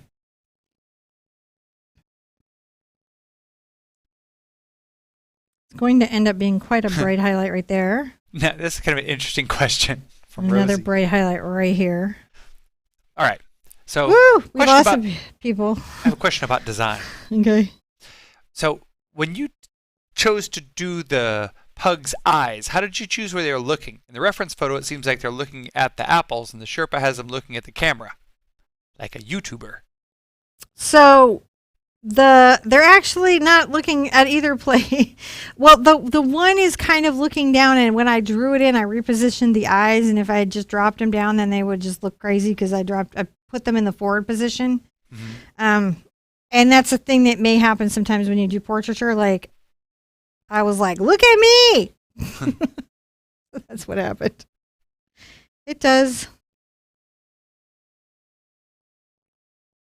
However, when I'm painting, if something like that happens, what I generally just do is I evaluate is, do I want to change it? Right. And if I'm like, it's okay, and I don't feel like I want to change it, then I don't get too stressed about it in that moment. If I do want to change it, then I'll just resit them in the face. Like if I was like, oh man, I really want them looking at the apples, I would just resit them in the face. Reset them in the face. Yeah, I would. I'd just resit them in the face. I'm adding a little yellow to that front paw. I'm just digging that.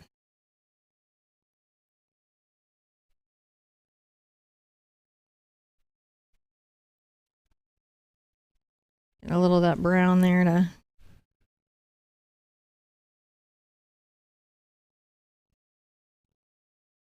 kind of work out my paws, right?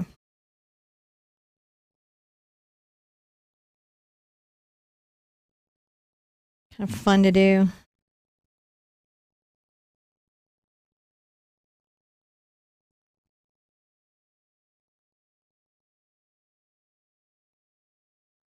That little paw has just a little bit of light out to the outside edge. It's so cool.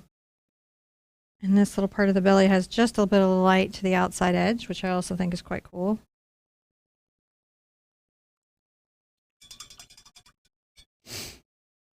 All right, so now we're going to get into some of like the details of the pug face and start to pull in, different parts of him, and then we'll get back around into things that we want to resolve more and work out more. I am going to be back into, if you remember, the pug muzzle is really the burnt sienna, the ultramarine blue, and Mars black lightened with white. So I felt like the painting it all in a dark color And then lightening it up method was working best. So I'm going to go there again and do it again.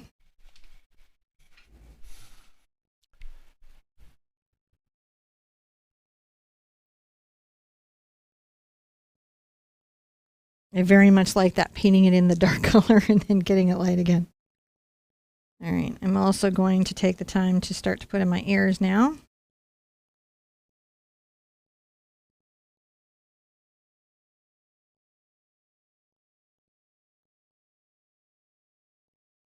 Because I know that while I'm doing the face, I'll have some ear color ready to go. As you do.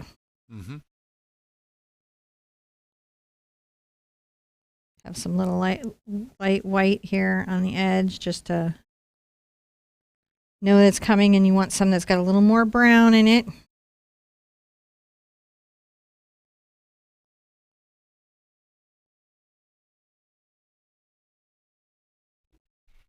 Then we're going to come over the eye. Mm-hmm. A little more brown in it.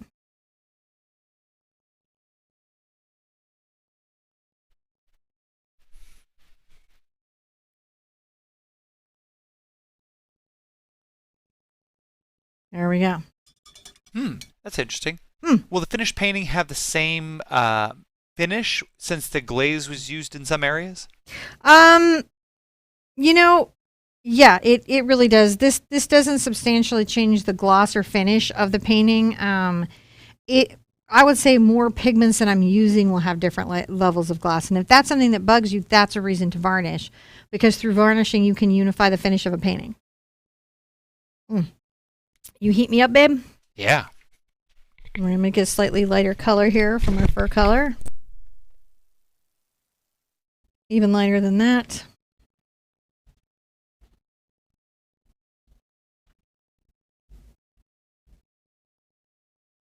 I'll go ahead and put something right there as well.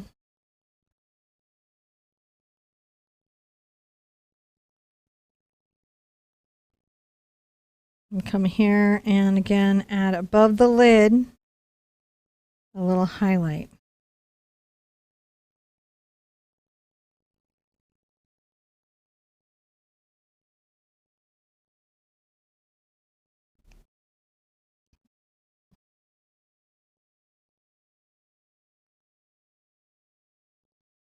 All right, so we have the beginnings of that pug face in.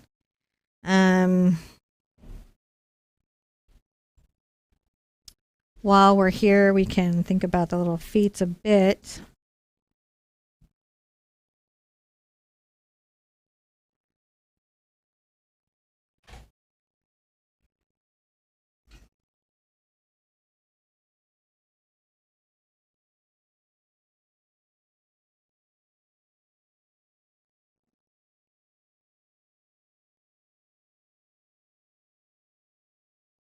Sometimes you want something, but you don't want it as dark.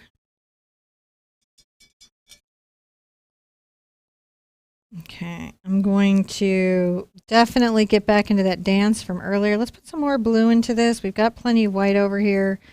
This was, again, if you're just coming in, this is the burnt sienna, the Mars black, and the ultramarine blue. If you're wondering what we're doing, we're painting pugs, and we're going to give away the painting. What do you guys think of that? Not the painting, sorry. A print, a signed print. A signed print of the painting, one on Facebook and one on YouTube. Moderators will let you know how to enter after the show. That seems like a good thing. Yeah. What? I like that. I think this is a good painting, so I'm going to enjoy the prints of it. Yeah, I think so too. So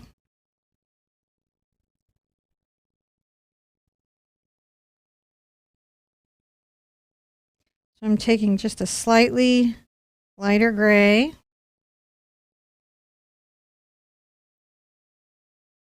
And I'm painting the highlights on the muzzle that we might be seeing.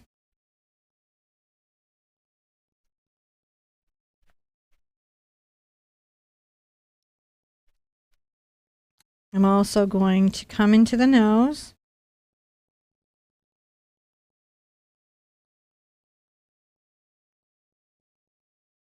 Give that nose a little bit of highlight. I may work the nose out a lot with the little brush, but just going to start here now.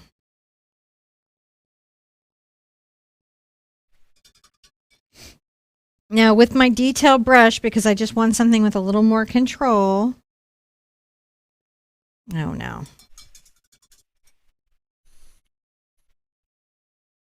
The rule is do not let the paint dry on your detail brush. I'm going to make sure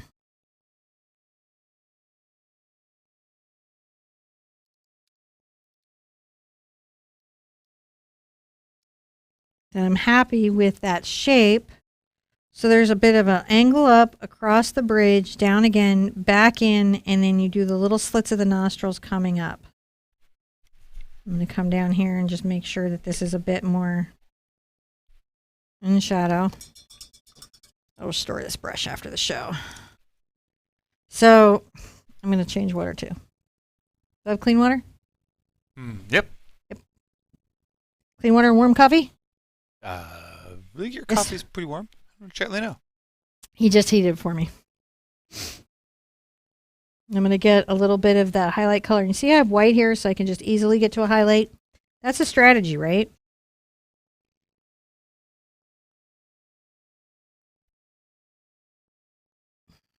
See, I'm creating a little highlight in the nose to give it form and shape.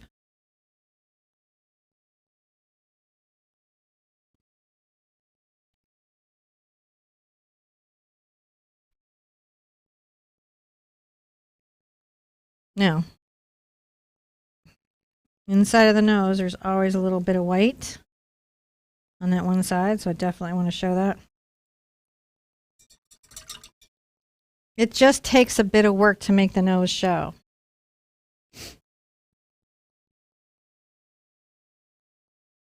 To say that the nose is a delicate instrument is really an understatement on the pug. They really have quite a hard going with their nose, and so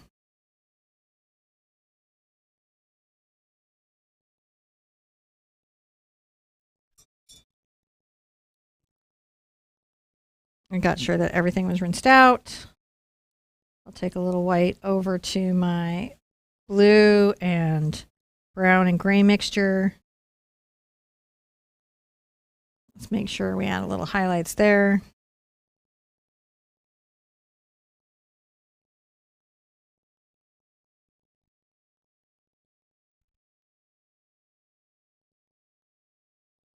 Nope, that's too white.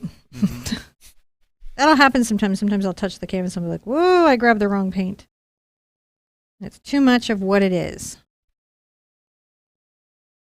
Right? And you just have to be aware, like, oh, wow, that's like too much of what I'm doing.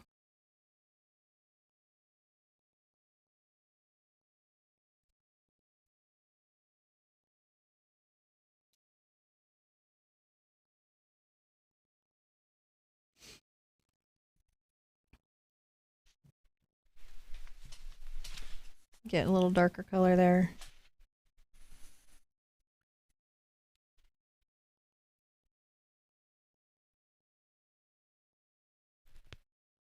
Nice little muzzle on him, yeah? Mm-hmm. Super fun to do. So our kind of fur between the muzzle color was a little bit of black and brown and a smidge of white.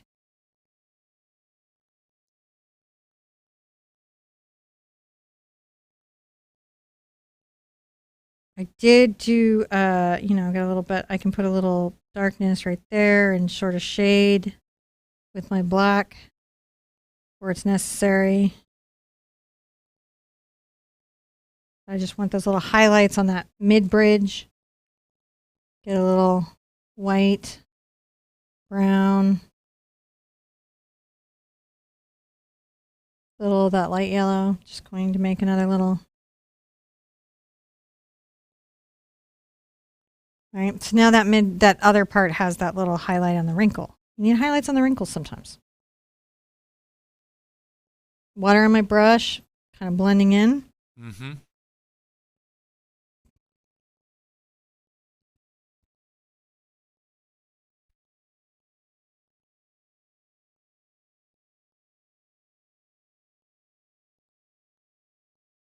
Maybe bring a little highlight there.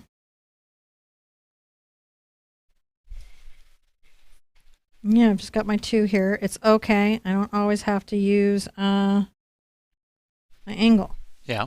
It's not important by any means.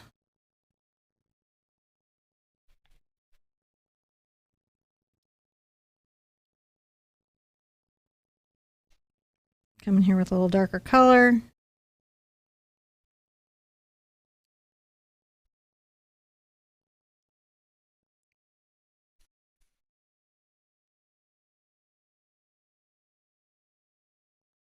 A little bit of a shadow in between the brows. Not too much. Not too overwhelming, right? But just something that shows that there's a bit of that little wrinkle there.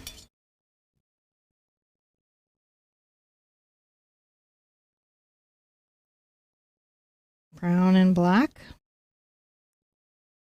Careful with how wet.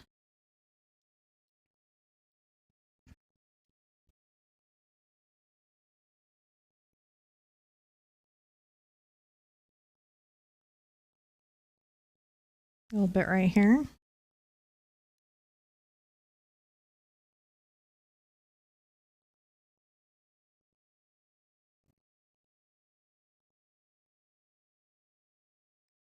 Put a little bit of that on the ears. Right. You know, I can always come in and work my fur value easily with my 1/2 inch angle. I want to say, oh, there's a slightly lighter highlight there.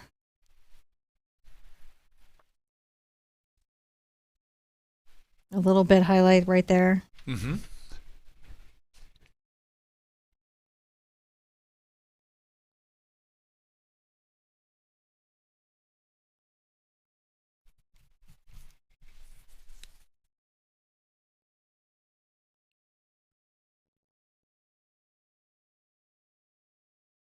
Huh.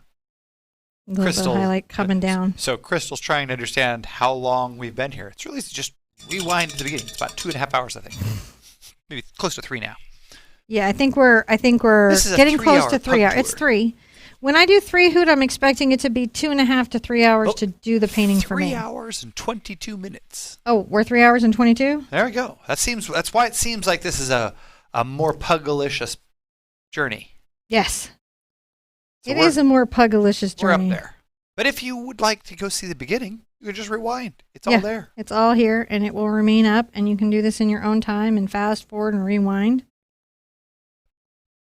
You know? So we're just creating those little lines around the eyes.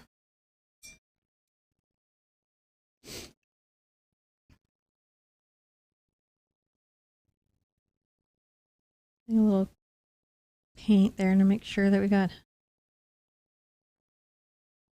completed out in the face, you know? Mm-hmm. Complete in the face. Be complete in the face.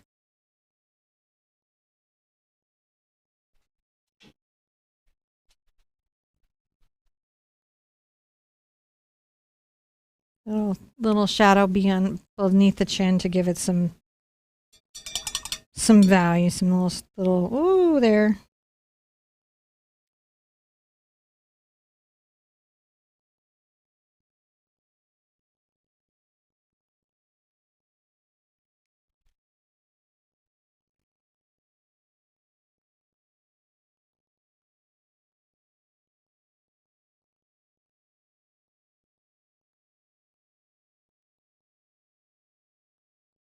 Just making sure. Now I'm going to kind of work my detail brush because I don't want to struggle too much in the eye. I'm going to get my brown. And I'll go ahead back over to my orange area where I had a little brown and cad red and cad yellow. Mm-hmm. That was a pretty shockingly fun brown. Why wouldn't we want to be shockingly fun? I don't know. We'll load up a good amount. Outside edge of this eye, for sure. And then you could say the lower group of this eye.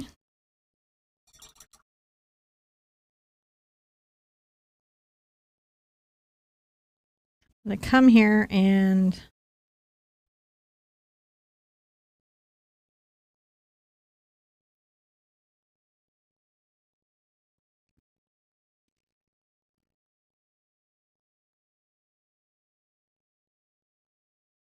kind of put in a dark, nice inner line Making sure that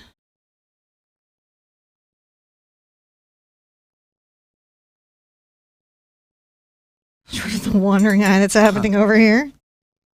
But again, that's very pugtastic, so it does not upset me.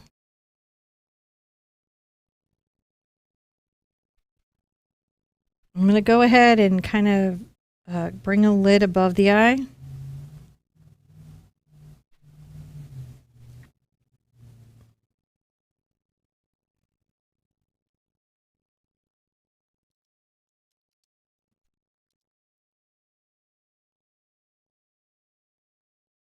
Highlight here.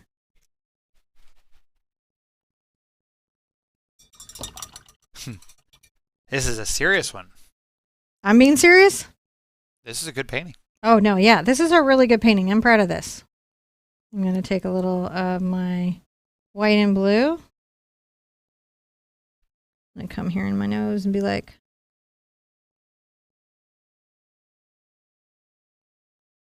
maybe a little more white than that. All right. So right here on the inside, I'm going to take this and kind of come along here.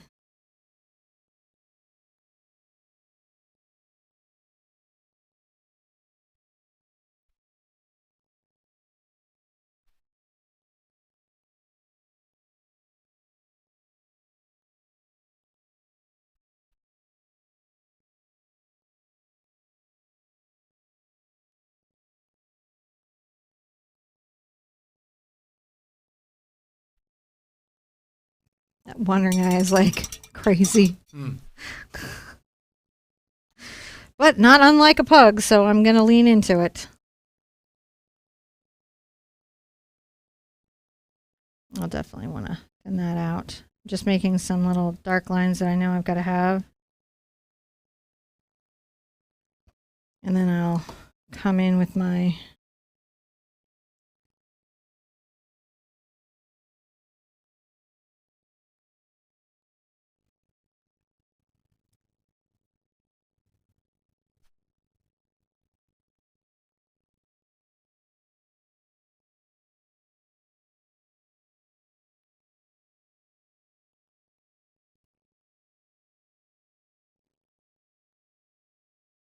bring a little dark value right up here. Right? I know that these have to have a little shadow, a little dark value.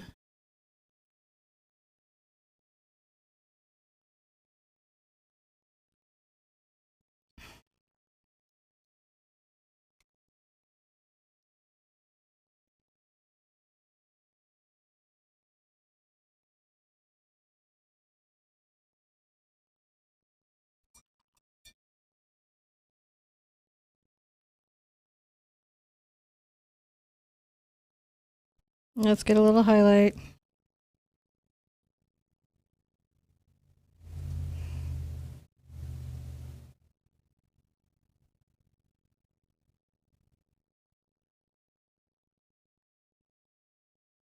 So I'm going to pull into a little of my white here. You know, and a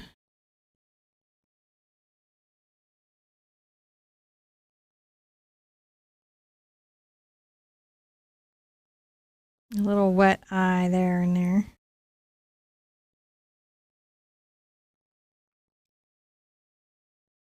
Now what I can do is I can move, I don't know, I kind of dig his eye, but I can move his eye over a little bit. Like that.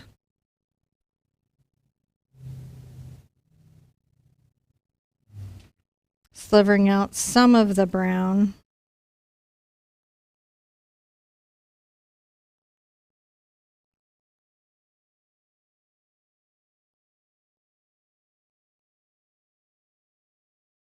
And a little bit of the highlight color for the inner eye that we did earlier. If you don't remember, that was the magenta, the Brinsian, and a little Dox purple.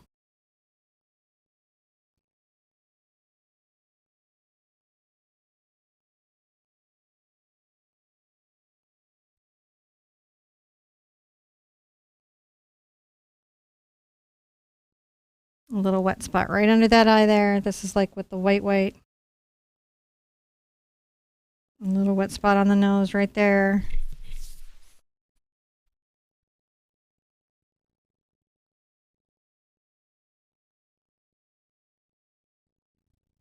A little to the outside edge there. I'm going to also take my gray with my ultramarine blue and kind of come to the outside of that eye.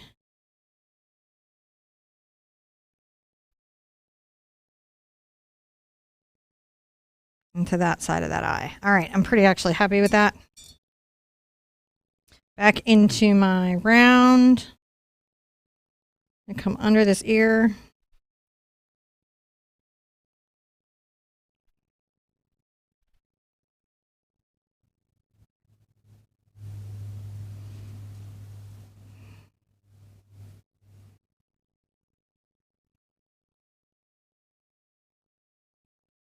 I'm going to get some of my kind of lighter fur color that I had going and get it into my dark fur color just to make sure that we got the ear taken down far enough into the dog. You can always come back with dark.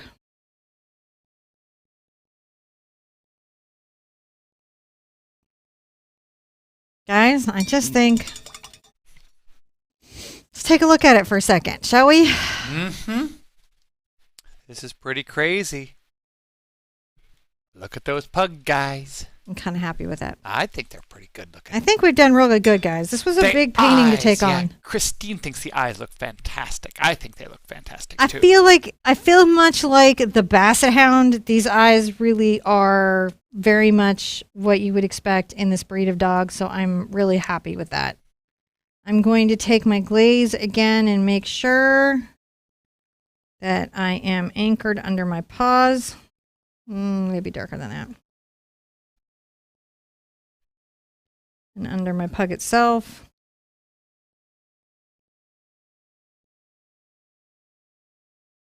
Right, because shadow is what holds objects down. We definitely want to hold our objects down.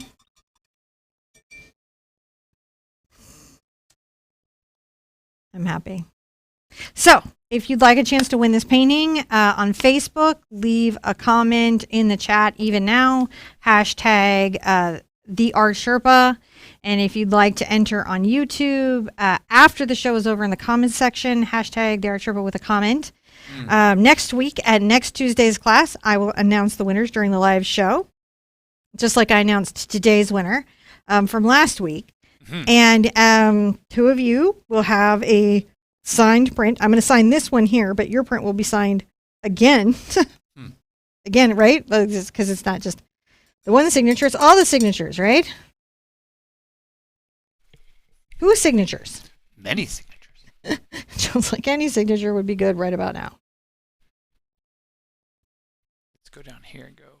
So I'm going to give myself a little signature color, and you could win a signed print from this painting we did together today.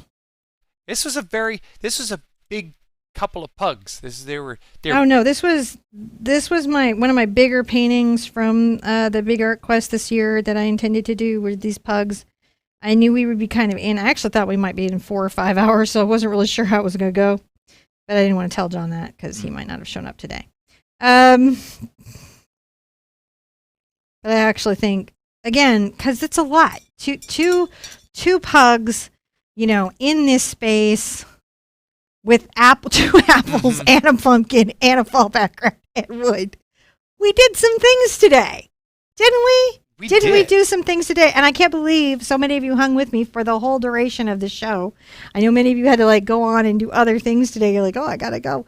But for everyone that stayed, I really appreciate it. There are some terms and rules and conditions about the giveaways, but I will post those in both comment sections on Facebook and YouTube so you can check those. If you enter wrong and then you enter again correctly, I'm not going to penalize you because it lets me remove duplicates, so it's okay. And I'm just excited. If you like this thing where sometimes we give away either pins or you like a signed print from the painting we do that day. Like, let me know too if this is a cool thing or if this is just a crazy detour in our time. Diana Angel wants to know who won today. And I do believe the mods have that information. We announced it earlier. Let me go to the docs. I think I can see it today in the docs. Today, Jackie Botala won, and her comment was hashtag the Art Sherpa. Love this. I'll be teaching this one to the kids at the Boys and Girls Club. Beautiful. That was the comment, which I appreciated, and I appreciate the Boys and Girls Club of America because I was in the Boys and Girls Club of America. My parents used to drop me off there. I used to like rent my little skee ball table, my ping pong paddles, do the things, take the classes, and do the plays and do the crafts, and it was just everything for me. Because I'm a weird little kid, and so I really appreciated the social time. I think I might be a weird little adult. So congratulations. She won from last week. She's going to get 2 enamel pins. Enamel pins from the new enamel pins that we had made. So that's kind of cool. Tomorrow, somebody else will be announced as a winner, and we'll do another. It's not tomorrow. It's Thursday. It's Thursday. Somebody else. Because we haven't started this on the watercolor yet. But if you guys want to do it on the watercolor channel, let me know. But on Thursday, we'll announce the next winner and then do another giveaway if you guys like that painting and you want me to.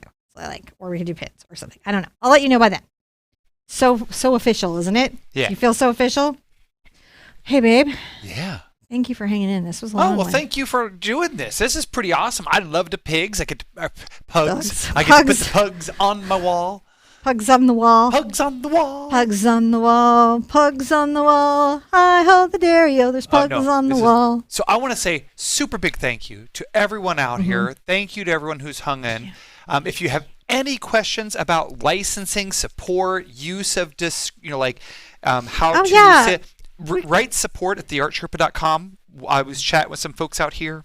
So listen, the reason we always say this, we don't copyright with new students because it freaks them out. It's really complicated and silly, and there's so many rules within rules, and most of you will never run into them. I, as a professional artist online, you believe you me, people will come and be like, that's my painting, and I'll be like, prove it. Bring me the receipts because I know my publishing dates and I registered my copyrights. Let's go. So as you know, like when you're out there like I am and you're out there and out there and out there, of course I have to be aware of it. I can go on Amazon and see like my artwork printed on skateboard decks and flip-flops, and they're so cheeky now they'll use my name. And so, and again, you guys don't have to worry about that. If you see something, you can report it to support at the Art Sherpa. You don't need to make an angry comment. You could get banned from the platform, so don't. Right? You could get in trouble for trying to defend me.